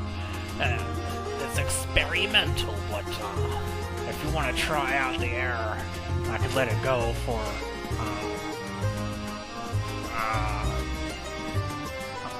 1 moment. And he goes and pulls out a notebook and he flips a couple pages. You can see his finger just kind of trace some lines.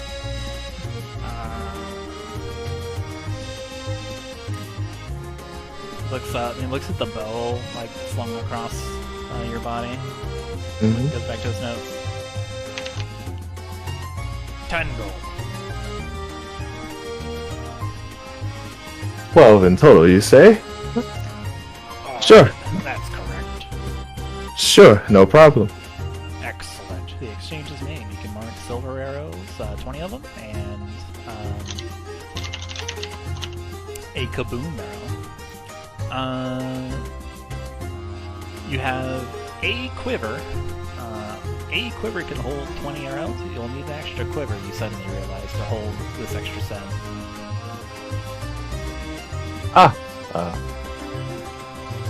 I see. I'm going to need an extra quiver. You also have one in stock. I'm sure you should. Sure you do. 1 gold. And Chuman just flicks the 1 gold over to the salesman.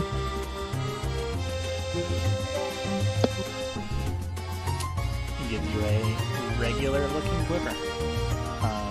Like he just plucks one, and just regular quiver.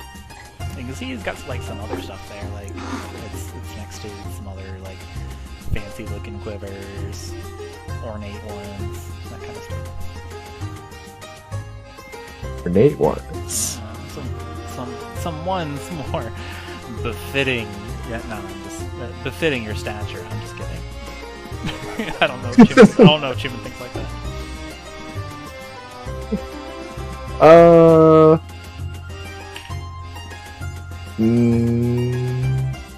He has an eye on them, but he's already spent quite a bit of time, so he's not going to keep everyone else waiting.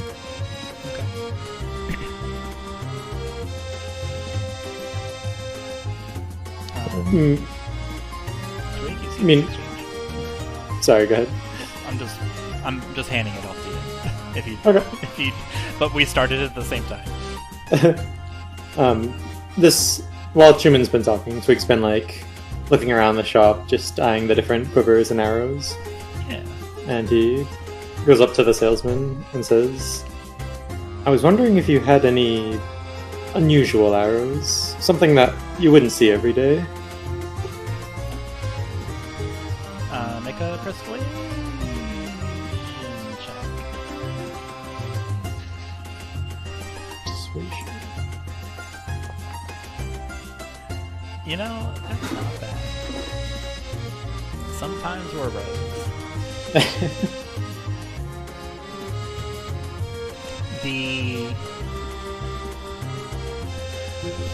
shopkeep looks down at you, Twig. He's maybe like 2 heads. Like he's a torso taller than you.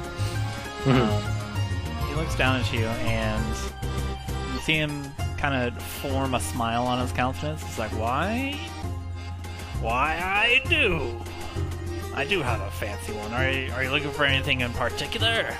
And what I mean by that is your quarry anything particular? Because by golly, I have an arrow to kill it.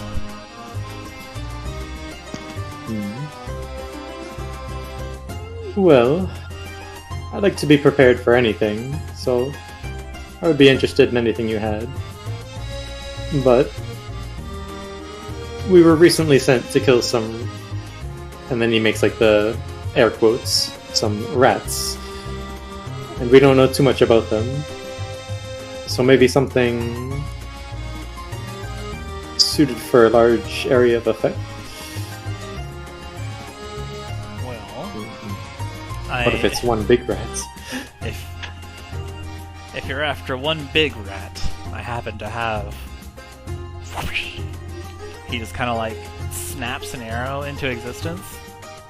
But my goodness. Actually, what's your passive perception? Your passive perception is really good. He does like an exaggerated like wrist flick, but you can see like he's actually just like grabs something from behind him, but it looks like he just comes out of nowhere. This is a very fancy looking arrow. It is the fletching is more like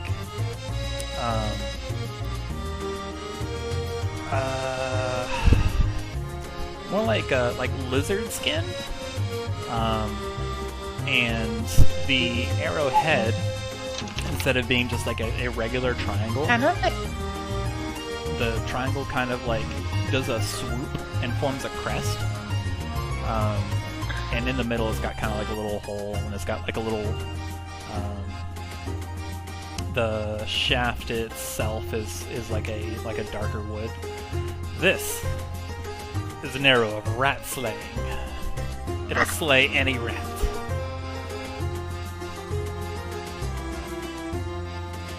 But if you're looking for something with a large effect, you could get a kaboom arrow like your friend there. That'll certainly cause an explosion. I don't have many arrows that would. What's about something more? I guess less kaboom, more like a flash, blinding arrow. Huh? I could do something like that. He kind of thinks. And then, like in a flurry of motion, you can see him like grab like a bunch of like pouches and just boom, boom, boom, boom. They all go on the counter, and then like he grabs another pouch and he just starts shoving things like dust and rocks and other things into this pouch, and then he just ties it, and then he ties it onto an arrow. One flash arrow. I stare at Twig for a moment in confusion. You're incredibly talented. I like to think so. How much would it be for the flash arrow? That was actually the last of my stuff. I'll have to head up over to Trace Elements to get some more. 5 gold. Twig will nod and hand it over. I do have plenty of other fancy arrows, but you mentioned time. I won't hold you up anymore. He just kind of gestures behind him, and then like there's an array of like slightly like whooshy or like sooty or dark cloud billowy arrows, or like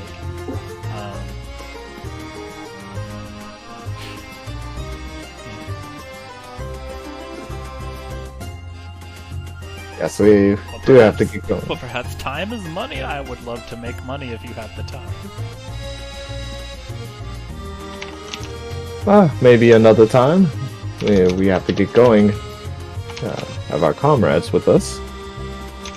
Alright. And regular arrow shop. Regular arrow. I shall not forget. Thank you for your time. Excellent. Thank you very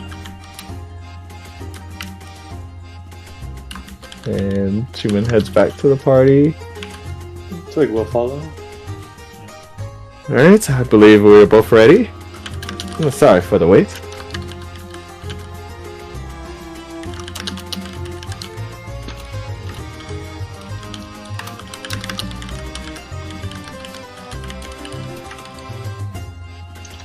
Your companions give you a blank stare. Are you all ready to go, or do you need to pick up anything? I believe I'm prepared. They've got plenty of arrows in there.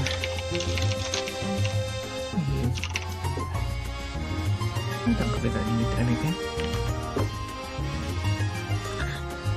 Xalia is trying very hard to not climb the walls. Actually, you know what? Fuck it. She's climbing the walls. You can see Xalia vibrate for a moment and then begin an incantation. Lost the internal struggle. With She's giving herself spider limbs, like literal actual spider limbs to climb the walls. with a few noises and a few gestures, and do you have an arcane focus, or or do you do components? Bonus, technically.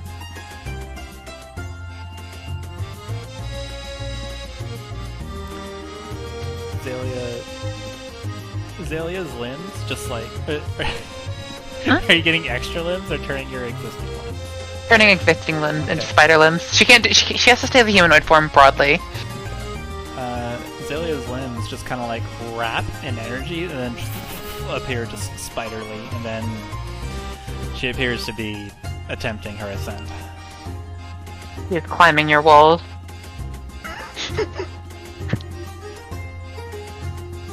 She's not doing anything. She's just wandering around, just on the walls now. Yeah, sick.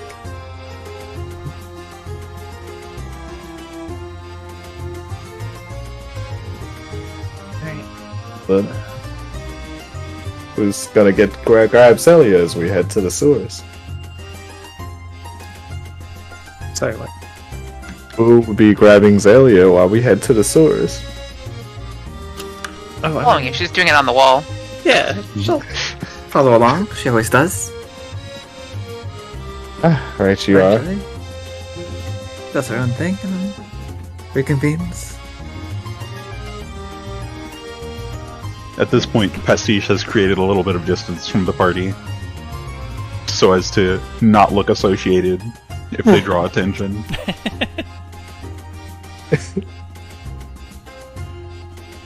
Very nice. Give me a stealth check. just for jokes. Oh yeah, totally. You blend in.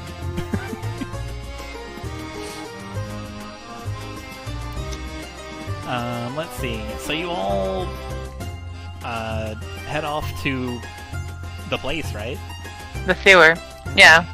We can just go there, right? It's just there. Okay. Well, problem. None of you know where that is. Well, she said it was on the street. Like she pointed it out. Makayla, with an excellent remembrance, remembers that what street it was on. And Zoaz, also accompanying Zoaz, once you get to blah blah blah street, and yes, that is the actual name of the Yeah, street. of course. Like, it's got like the little road sign, just blah blah blah. Like you look up at it, it's like, oh, it's blah blah blah, not blah blah blah. Zoaz pipes up and mentions, Korrikan did also mention an explosion over here. I tried to find out, but I didn't get to it. Looks like we'll solve that mystery too. And then you all are walking. Maybe you're walking. Xalia, however, is climbing. For the most part, you're traveling along. You're traveling alongside at least one canal, and Xalia is just on the side. Xalia, you do have to like get back up and then go back down whenever you find one of the shark-faced statues, so that you do not become its next fish.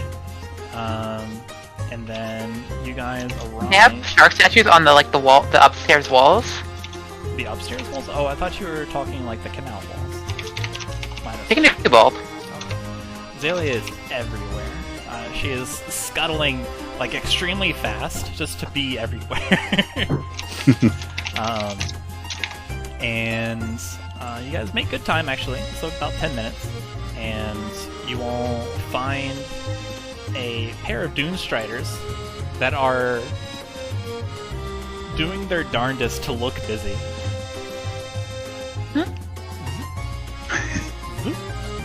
You can see them like you come around and you're like you go down into one of these underwater tunnels, so it's a little bit cooler down here, and there is like you're traveling through this large tunnel, this huge arched tunnel. There's the glass above you that lets you see underneath underneath the water. There's boats going everywhere. You hear like a boom as one of the sticks that the boats are using to propel them, that the bowmen are using to propel them, so hit the top of the ceiling. Fish moving around, and then like there's also Xalia up there, and you come to a spot where the glass stops, and it is more sandstone. Come on down, and then there are two Doomstriders. Look, like I said, trying their darndest to look busy, but they also seem like a little bit perplexed. They're just looking at the wall, and in this wall is a grate. And these, like, you come up to them, and it's easy enough to see before they hail you. These massive iron, like, grate bars that form the entrance to the Twig and Zoaz would know expansive sewer and pretty functional sewer system underneath Luxnox. The bars are curling outward towards the hallway that you're in, and like they're bent, they're broken, and like I said, they're curling.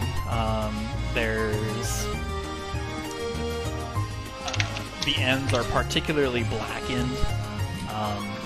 Looks like something did a number on them, and you were hailed by the Doomstriders. Hello there.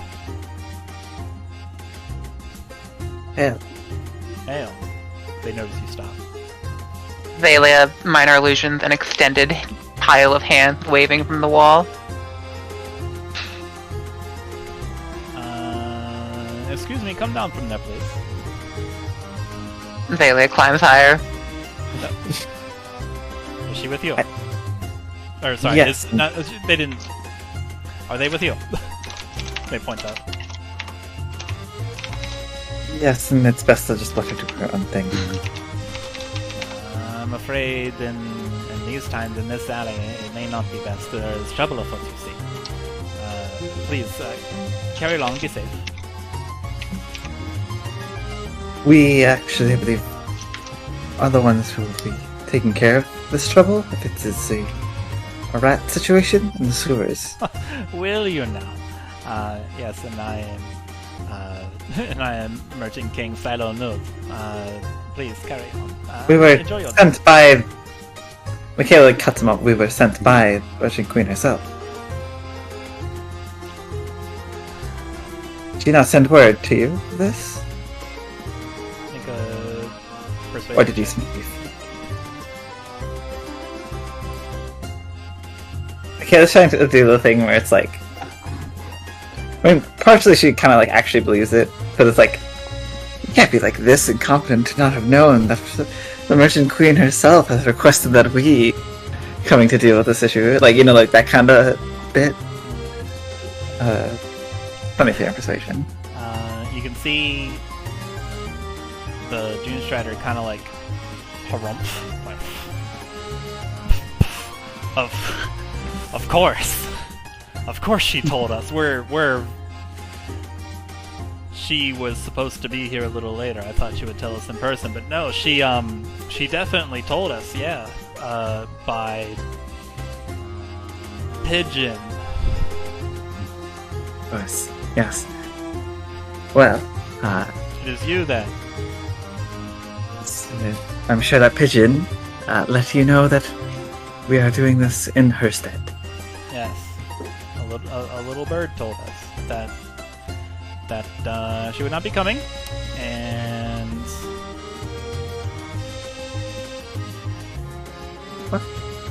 Then, could you... We were informed of the situation regarding a general rat problem in the sewer system of Luxnox, but if you would have more specifics on the exact situation, that would be most helpful. yes, the pigeon also told me that I can go take my lunch. Goodbye. And then he leaves. And you're only left with the one Doomstrider, who gives an exasperated look. Big sigh. Just kind of, like, holds his elbow in the palm of his hand, and he's got, like, an index finger or he's got like his fingers over his eyes. Sorry about that. He's a little on edge because it happened under his watch. Yes, you were sent by Merchant Queen Zoaz, Raikel, and you are your names, please, so I can report them. Makayla, Twig, Chuman, Zoaz, Pastiche, and points out Xalia. He's got like this big quill that flops everywhere as he's writing it down in this large kind of like many-ringed notebook. He's just he looks up. All right, Xalia climbs down and just kind of stands behind him. They change position to where you are not standing behind them anymore, and they address the group. Xalia's gonna keep changing it. They move aside again, and then just like look at you and just like hold out a hand. Please stop. So I can appraise you with the situation. Look, there was an explosion last night, and inside, as soon as we came, we heard this awful shrieking. It was just all sorts of caterwaul. We tried to go in, look around. We couldn't see anything, but there is definitely something afoot. We have been trying to ascertain the best way forward, but also trying to maintain utmost safety, because, as you can see, he gestures towards the like the iron bars that are curled from some sort of combustion. Whatever did this, we want to make sure that we do not happen to our own bodies. And also, whatever that shrill call that echoes, you wonder what waits within. These do not sound like issues prompted from rats. If that is what the Queen told you, then the Merchant Queen told you, then she must have been in mixed company. See. Well, there are probably rats down here. I don't think those are the real problem. And as you can see, I don't think you do either. Well, whatever's down there, I'm sure we've handled worse. Have you? All right then. Well, your arrival, I imagine you are ready. I'll let you in. He pulls out like a pad of keys, and even though like there's this massive hole blown in the gates, he just like turns the key in a keyhole into a little lock, opens the whole gate, swings out, like blasted out, hole and all. Here you are.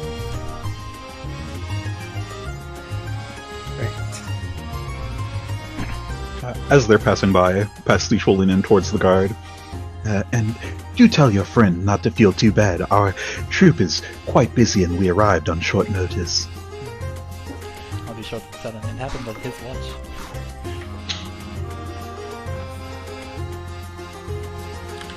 May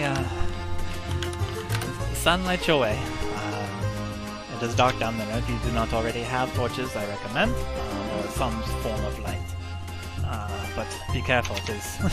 Also, Maki, watch your footing. Yeah, thank you. Your cooperation. And yeah, Makayla would like pull out a torch. They lay it on the ceiling. Yes. And it would behoove me to warn you. Please do not think less of us. This sewer is scheduled for its cleaning. It has not happened yet. You may find some things growing down there and some funkiness. Be careful.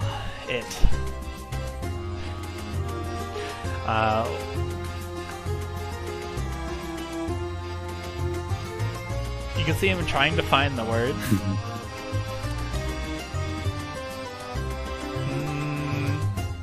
It is embarrassing. Your wits about you, please.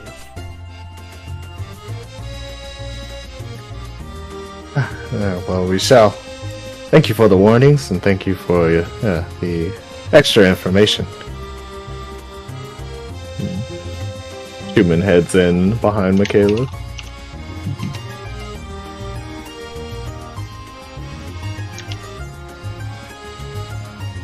No, it'll kill you if I don't tell you. It crawls along the walls. It's easy to spot. It? The growth? Or It's whatever pretty gross, the bit? yes. Not the growth. Oh, yes, that's true. Is this growth separate from gestures at blown out? Great. From just- this? Yes, it's part of the cleaning system. I'm sure you'll see it before it sees you. But if you do see, fauna, rocks, any remnants, any remains of dead creatures floating in the air, that is probably the cleaning system. Go around it, or wait for it to pass.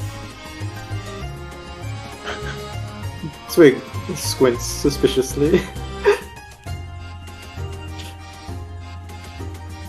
What? Would you like to go down in the sewers with a broom and a mop? Or would you rather just have some creature that eats muck do it for you? Well, when you put it like that, I guess everyone wins. Just shrugs and opens his arms. Be careful. It is dangerous. It doesn't know. It doesn't know food from its owners. That's all I'm saying.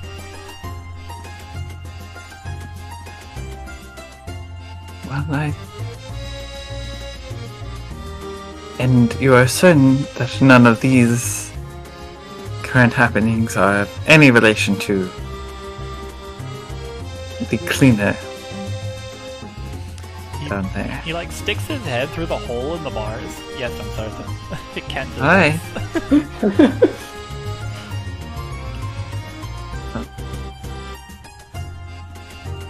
Perhaps then whatever's down there has maybe already met this cleaning creature. Wouldn't that be a boon? So we can be all done and dusted in an instant. But I suppose we'll have to look. And continues heading in. Okay. As you all head down,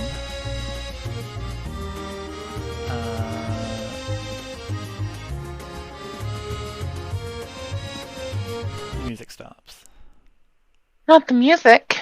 Stops entirely. Dun dun dun. So okay, so the spillway leading in here, this junction of just super tunnels. It's smelly. It's sewery. You immediately come upon the first junction where it spreads out and spiderwebs into every inch of the city. Would you like to go? It is your standard cliche three-way fork ahead of you.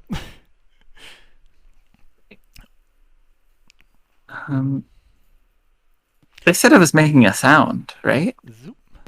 There was a sound coming out of it, Uh, from the sewers. They did mention a sound. You don't currently hear one, though. Mm. Unless you were talking to your party instead of me. I mean, both, I suppose. They have goddamn minor illusions of tapping noise along the walls. It echoes. He keeps Wait, doing it. can Various magical- patterns. Can magical noise echo? I don't know. I think that's a you decision. I think it's fun if it doesn't, because it's magical noise, and because magic. Okay.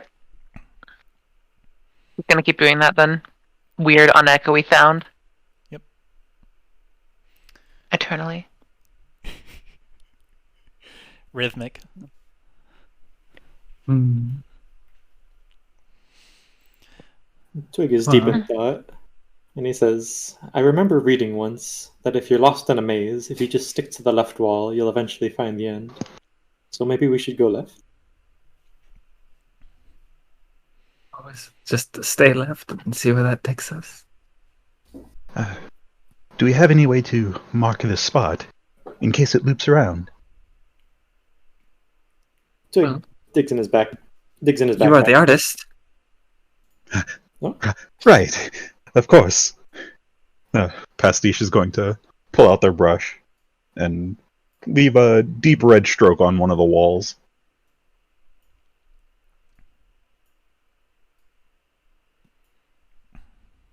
Yes, that Okay. would be a good way to mark where we have been. Alright.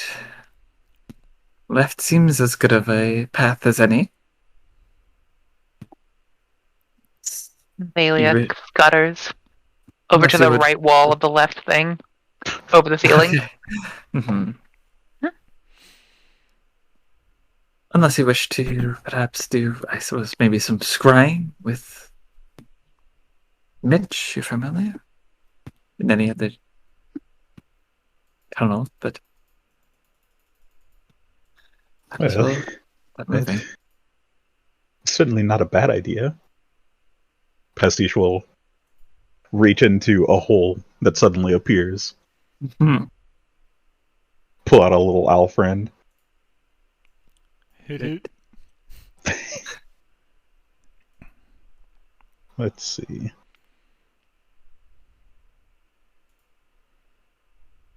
If I'm remembering correctly, there's not actually a limit to my distance from a familiar, only the distance from which I can look through it. That's correct. Okay.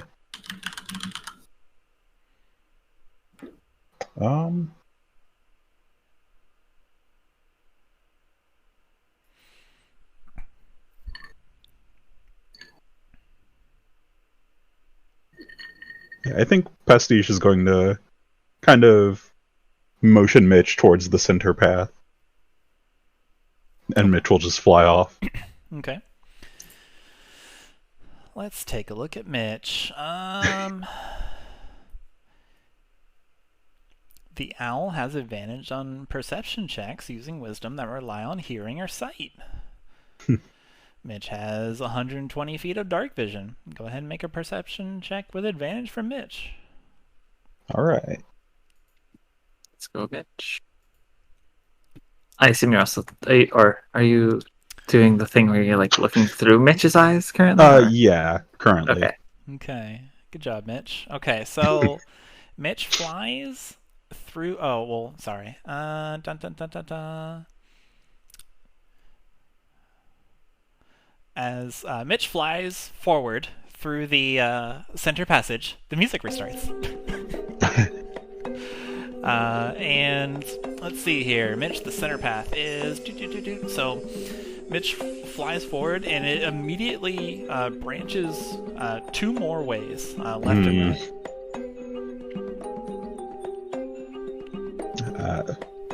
Pastiche is going to kind of snap back to the group. Well, there is another branch almost immediately. Oh, good.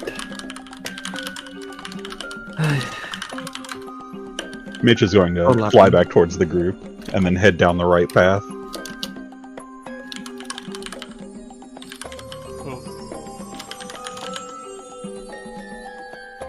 You notice Twig going down the left path.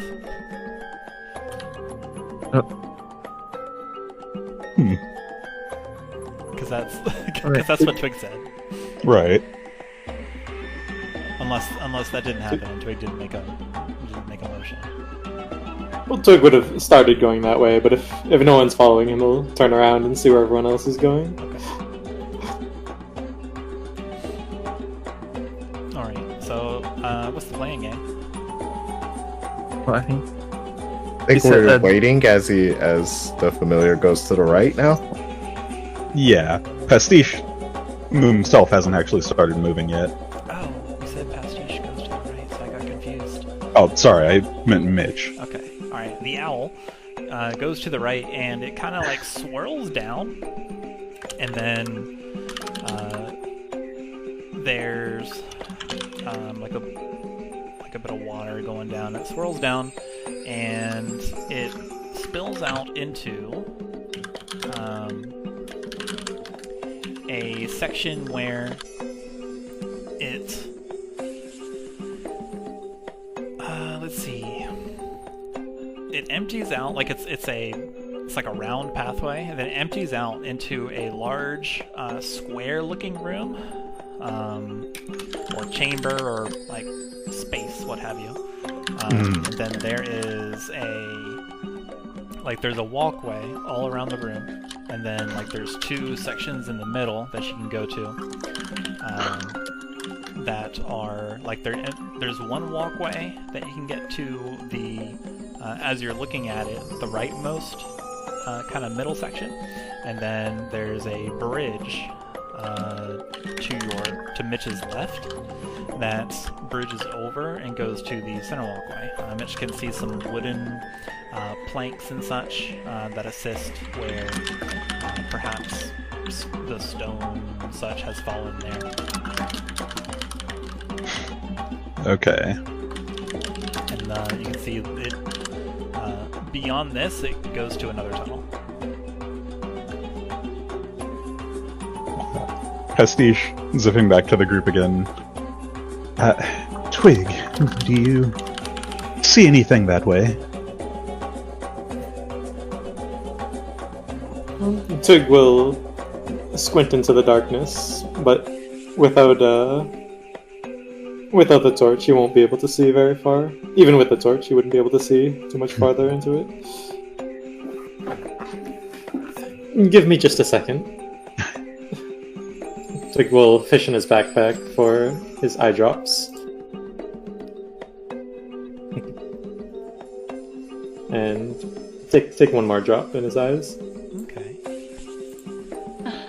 Blah, blah, blah, blah. Your eyes light up like a starry sky. And yeah, you are you blink a couple times, getting used to the feeling. You look around with just the night sky blocking your view for a moment. You blink it away, and then you can see through the darkness, and you can see you can gather what little light there is, and you're able to see in. You traverse a little bit, and you see what is producing this little light, and you find some bioluminescent plants. They're giving off this kind of light green-ish, like tealish, kind of glow. You can see a couple planks. You can see it turns to the right, and to the left is like a close, like an overflow. You can see like a little round porthole that is grated. Make a survival check or an investigation check, because it's from here it is more of a look-see. Dang! A 15 plus a 5? Sheesh, dude. Investigation? Alright, let's see. What are you looking for anything like specific down here? Mostly just pathways that we could go through, or anything mysteriously floating in the air. Okay. Like what the Dune Strider mentioned. Alright, you don't see anything mysteriously floating in the air. You do see some pathways. This one, like, it doesn't seem as watery as what was reported by Pastiche, where they sent their familiar. This one, it does have a little bit of water, but it's a little bit more shallow. You look to the right, and you can see You can see some water kind of cascading out of another like little porthole grate, illuminated by the plants. That's a little far. But if you're looking for pathways, yeah, this seems lit. This seems like a path where at least water can travel. A 20 will actually give you... you notice a mark on the side of the pipe. And you realize you're actually like in piping now instead of like carved out sewers and like constructed platforms and stuff. Like you're just like in a pipe. The boom boom as you're walking through kind of echoes. And you notice a mark, and it is a Thieves' Cant mark actually, because he rolled a 20. You get to see it. It basically equates to like directions. And the directions read right, left, down.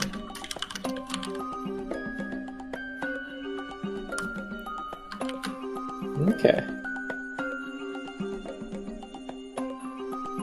Twig will turn back to Pastiche and say, "It looks like there's another path this way. I see water flowing down it. There's also some plants that might offer a little bit of light. That might be what the Dune Strider mentioned earlier." I see. Based on my recon, that seems like the best place to start. Twig nods, and he'll start heading down to the left path. Okay. Suppose you were right. Left is right. Okay. And Chuman follows suit. Are you guys ready for the next question? The next Oh, question yeah. is, what's the marching order? What orders are you guys going down? The pipe that you're in is actually kind of spacious. You're able to fit kind of 3, if you're really all about it, wide. So you can go in 2 rows, or you can go in like one after another. It doesn't matter to me. Just who's where. I think Twig would be in front because he was scoping out that path. Okay. Just from general past experiences, I imagine Zoaz would be towards the front as well. Okay. And Chuman be in the middle. You can see pretty well. Okay. Pastiche will be definitely towards the back, with Mitch on their shoulder. Okay, I'll get Mitch here. You believe Xalia said they were on the wall? Mm-hmm. Xalia is on the ceiling, yes. Okay. Makayla would be somewhere middle back, I guess. These are Holding the torch. 15 feet diameter. So Xalia, you are about 7-ish, 8-ish feet in the up. I'll bring you to the map.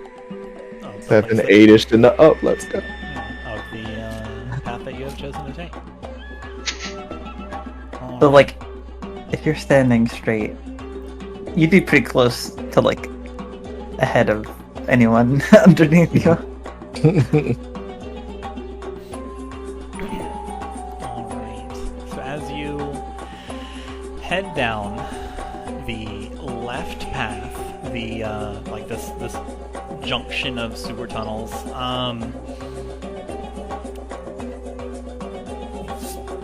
it's, I mean, it's a sewer, it's smelly, but I'm not trying to make you retch about it. I'm just like, you're in a sewer, guys. Xalia removes her nose. A marvel of evolution. The changeling just removes the part that can smell. So as you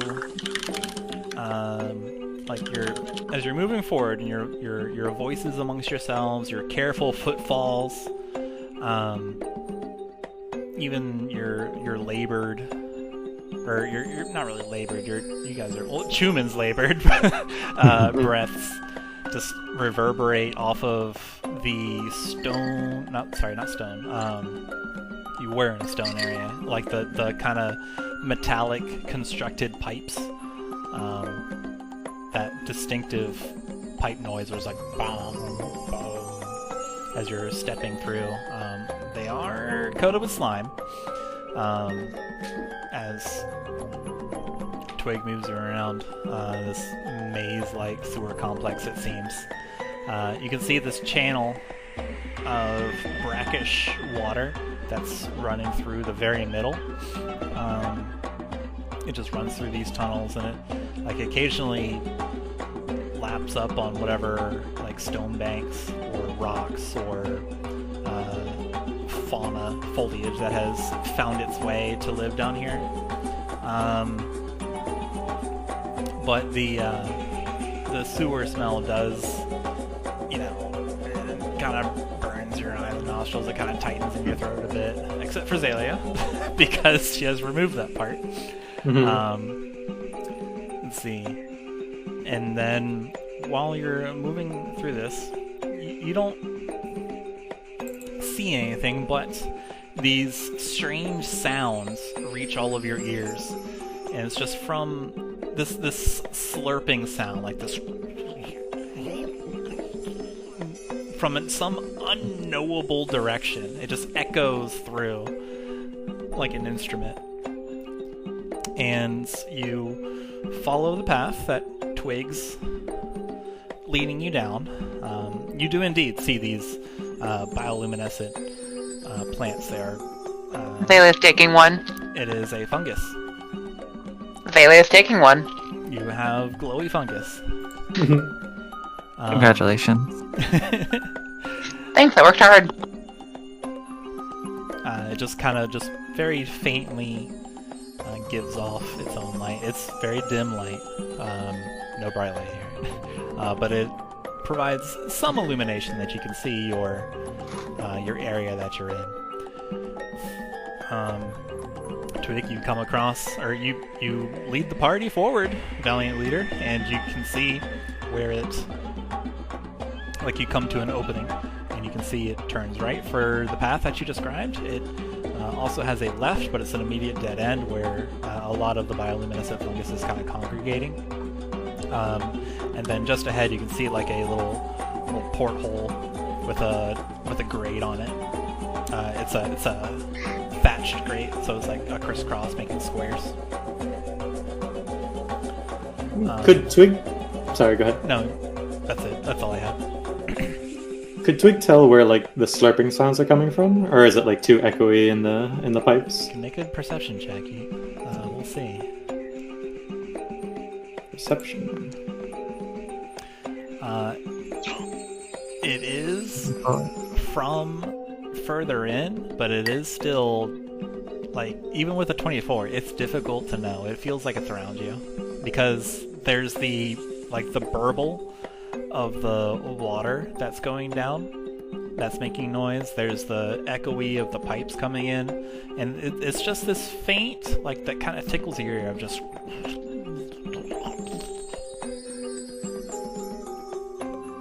Okay. You have there's a couple ways that sound can approach you from where you are, so it's difficult to. It's really hard. You just know it's in here somewhere. Twig's gonna summon his mage hand, and then take a candle out of his backpack and light it, and then hand it off to the mage hand, and just have that leading the party instead of Twig. Okay. Let's see. Candles are 5 and 5. Yes. Yeah. So Makayla is holding a lit torch, by the way. Okay. Let's see here. Flickering light. One candle. And Makayla has a torch. Oh, you already did it. Yep. Good work. Already put the light. Mainly because for some reason when I was here, I think something about the wall, the collision walls, like I can't. There's no lighting anywhere, so I couldn't see. So, like this square specifically, very strange. Okay. But yeah. So the candle floats. Bloop, bloop, bloop, bloop. Yeah.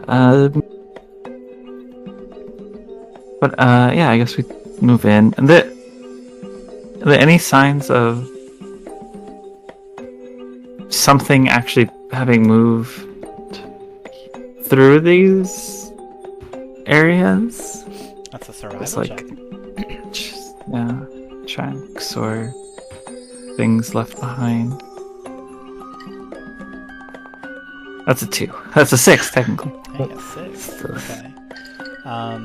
You look through, and the world down here is very different from the world upstairs. It's an environment you're unfamiliar with, Makayla. So you're not sure what would be a valid track. What would be like valid evidence of something like coming through? You're in a sewer. You haven't been in a sewer before. Makayla's like very out of her element. You're It's like a very cramped sewer. Yeah, you're looking around. You find like some clomped looking. Like you find some plants that look like they're stepped on, but it's really just how they formed, because you find another one just kind of like up on a wall, and it's the same thing. So it's difficult to tell, Makayla. You're out of your element. I was gonna say, does the source seem similar to the cave system that Chuman was dwelling in before? Your favorite terrain is not sewer. Okay. Had to ask. I get it. It is subterranean. If you think about it, sewers really are just subterranean caves. No. For what it's worth, Xalia is actually like not prestidigitation, but doing like mage hand cleaning the area in front of her Okay. while she's climbing. But she doesn't have a nose. Okay. The mage hand just progressively gets slimier. She'll recast it every once in a while. Occasionally somebody gets slime dumped. She's not aiming for any of you, though. She's not that cruel.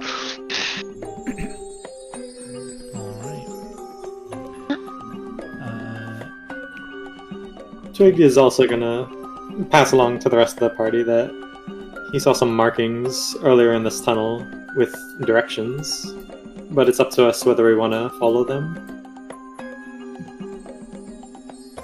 Starting from this turn, it would be right, left, left, left, down.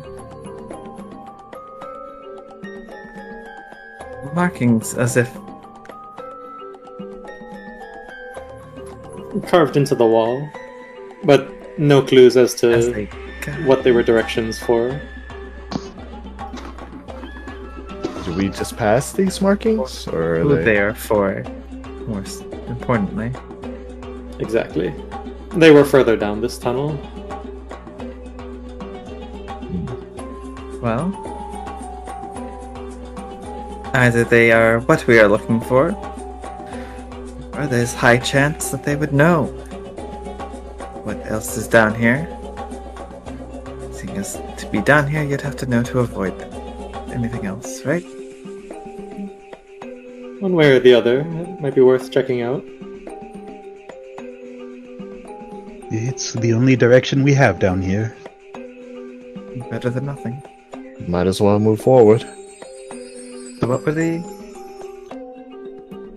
So we said right was the first. I mean, left looks over it. Is at that end. It was right, left, left, left, down. Down. Okay. As you all are talking and progressing forward,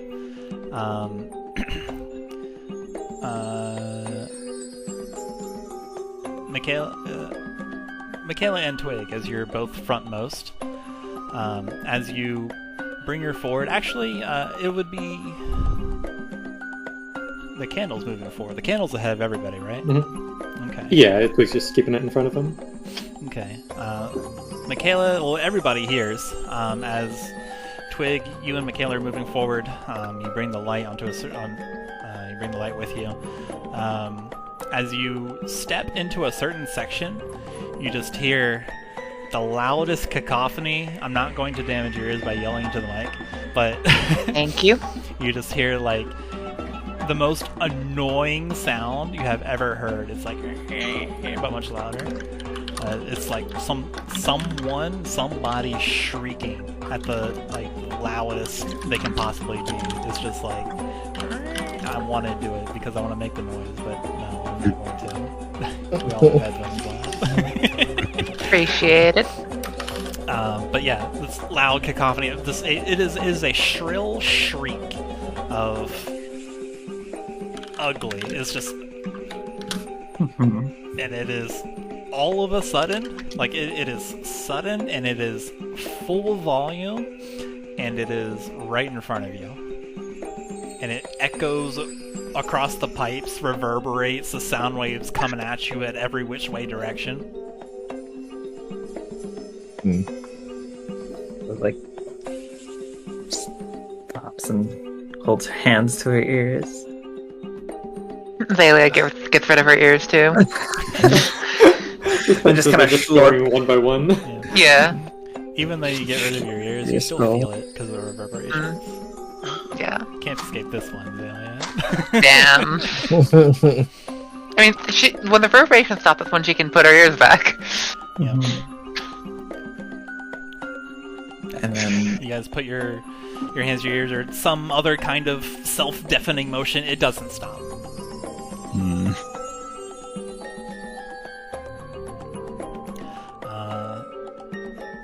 And as you realize it doesn't stop,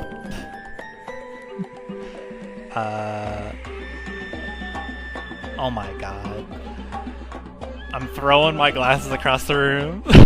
Oh boy. Pastiche, you can't be surprised. Pastiche, you feel something. Do you wear shoes? Do you wear boots? No. Okay. You hear something sliding across the muck behind you, and you cannot be surprised, so you turn around real quick, and you notice slithering towards your ankles is a tendril. It is a tendril that is like vaguely like decay grayish lavender color. And it's coming right at you. I need you to roll initiative.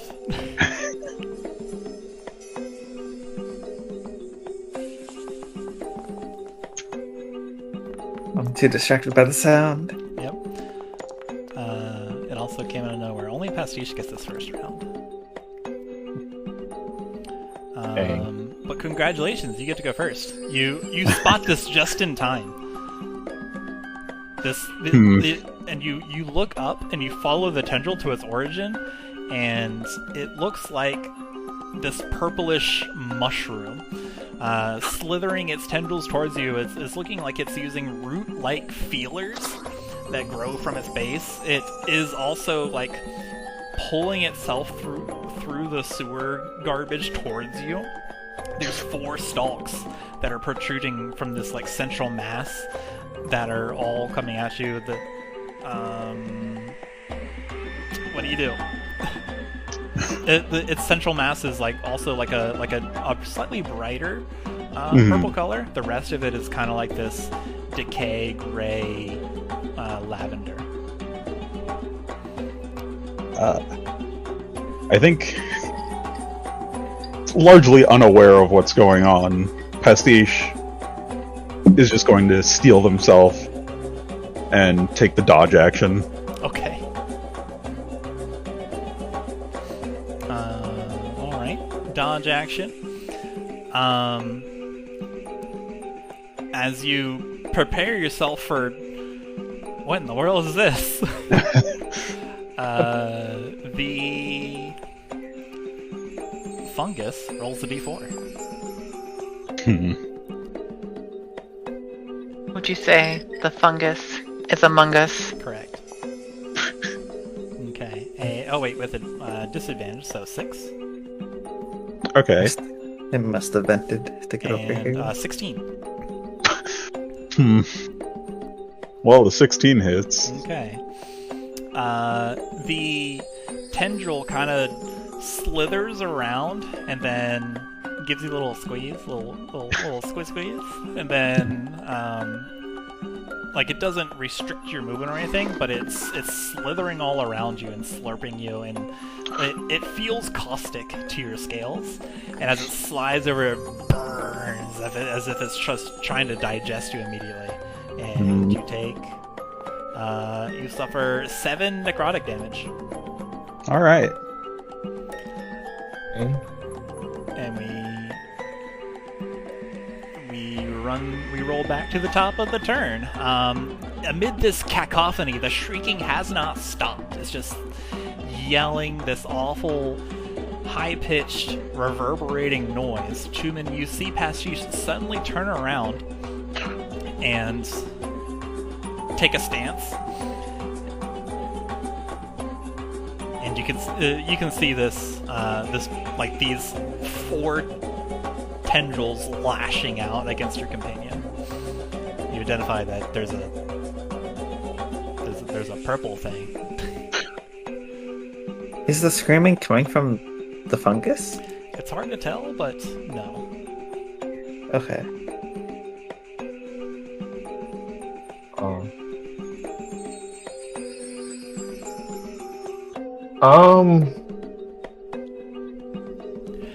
By the way, this is like this fungus is not small. It is a medium creature. It is big. Okay.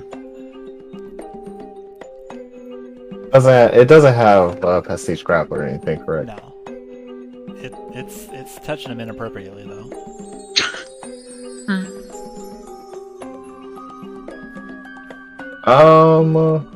Let's see.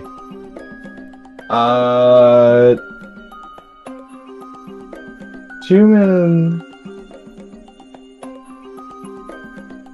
is going to. He's gonna actually take out his battle axe. And he's gonna try and hack at it in like a quick swing. Yo, give him a After little seeing- chop. Yeah, Go to town. seeing the tendrils come after Pastiche, so he just like kind of like swiftly takes it out of his back and tries to slam onto the tendril. Go for it. -6. It should be -5, correct? Is it -5? Yeah, because I have 1 long rest. No, these are special. Cool.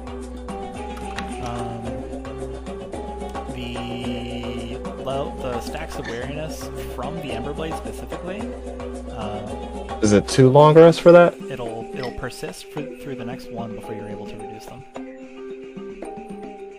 So you're still at 6, but this Okay. long rest you can start reducing them. Okay. Alright, so then that is 18. Dang. Can't stop reading. Chuman said, "Shut up." Yeah, it hits. And Max damage. Dang. All right, Dang. fine, sure, whatever. Go off, Chuman. Yeah, you get a big chunk out of them. Just you chop one of the tendrils. You take like a nice porous chunk out of the thing. It falls off. It is still whipping though. and Chuman's gonna keep whipping back Dang, whip it good. with 2 more. Dang. Oh wait. That is- you're a gloom dude. Roll another 1d8. 1d8. Well, I guess it's on the Astro attack. Yeah. A 22. Sorry. I 22 minus 6. I would have well, no, I would have 3 total. 3 total swings. Yeah. So A 22 minus 6 hits. okay. Roll that, and I'll roll the last one. An 8 minus 6 does not hit. I regret to inform you. It's good info. I do have the 1d8 though, correct? Do you? It's whatever. You win. Regale me with the tale about how you chopped this violet-colored fungus in too many pieces. So after seeing the purple tendril just kind of flash, like, grope Pastiche's arm, I pull out the battle axe and I swing it wildly right behind me, chopping off the tendril and then swinging back across, going right through its body, and it just falls limp to the floor and just oozing out purple guts. I don't have anything to add.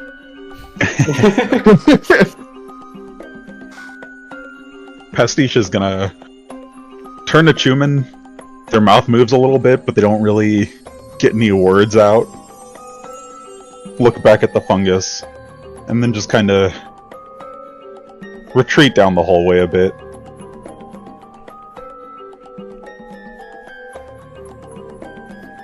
Suppose we'll also need to watch our own backs as well. Well, that might Thulius be... settles down and stabs the body with Soot Whisper. Make a wisdom saving throw. Alright. I imagine that might be the cleaning organism that the Doomstrider described. Perhaps part of it. It'd be. I'd imagine it wouldn't go down so easily.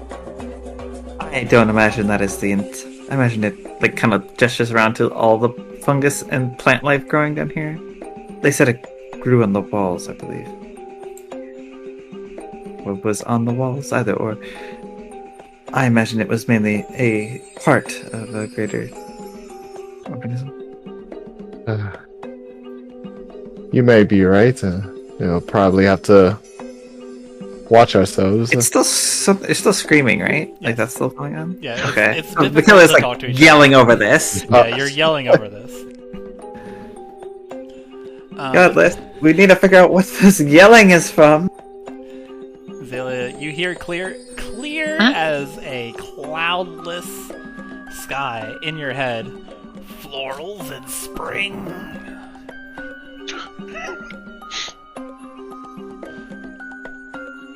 And again, you will get basically the exact same response it always gets, which is a categorization of what the fuck do you mean by floral. Here are like 7 different possibilities for what floral means. What is spring? How is that relevant to spring? What are the floral relevant to spring? Is that flowers blooming in spring? So on and so forth, all going on at basically exactly the same time. There's no response. You didn't expect it, but she's gonna get up and go back to the ceiling. As you all continue searching and for the source of this shrieking, it doesn't take much. You do find that it is coming from another mushroom. It is investigating it. It is pushing air through its porous holes, causing this high-pitched whistle that turns into this blood-curdling shriek. And it is... There's maybe like 3 of them, like all doing this at the same time to create this constant sound.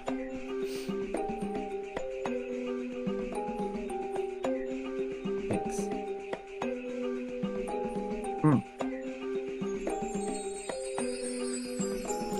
What would you like to do?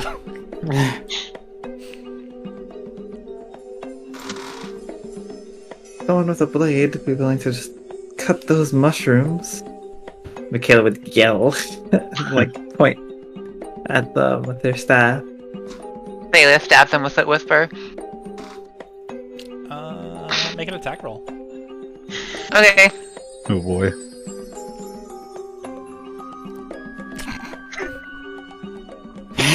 Never not funny. Nice too. It was almost a 20. It was one away. A 5 actually does hit. Wow. Okay. 5 is the barely hit. Let's go. 5 is its AC. Let's see here. Go ahead and roll 44. Okay. Alright. Okay, yeah.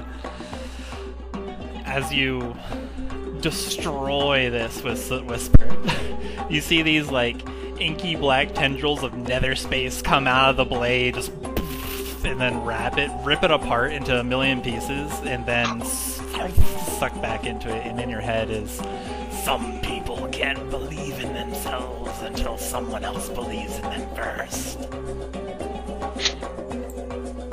Is that? There was no interrogation of that statement. She immediately accepted as fact. And so Whisper is quiet once again. The shrieking stops. Thank Haley's ears God. regrow. I could hear myself think again. Are there any more of those mushrooms, like, in the hallway that we can see, or...? Yeah, as you look forward and you scan the walls, scan the walls of this pipe that you're in, this round pipe. You see to your right that there is a large grate covering that looks like it has some kind of construction in it. There's some foliage in there. And you look around the pipe, it looks like the pipe that you're in and the pipes that you were going to head into, covered in slime, muck, and fungus. They don't, like, not all of them look similar. You actually struggle to find one that looks similar, but it looks like stuff grows in here. And you look around, as you're looking around, some of them giving off this faint teal light that is illuminating your pathway. You can see ahead that there's a pool of water forming that's causing more of a water channel to rush down to the pipe left. As you look around, this ever-present kind of just undulating muck noise echoes around you. You all look at each other, steel yourselves, and press on. That's where we're in tonight's session.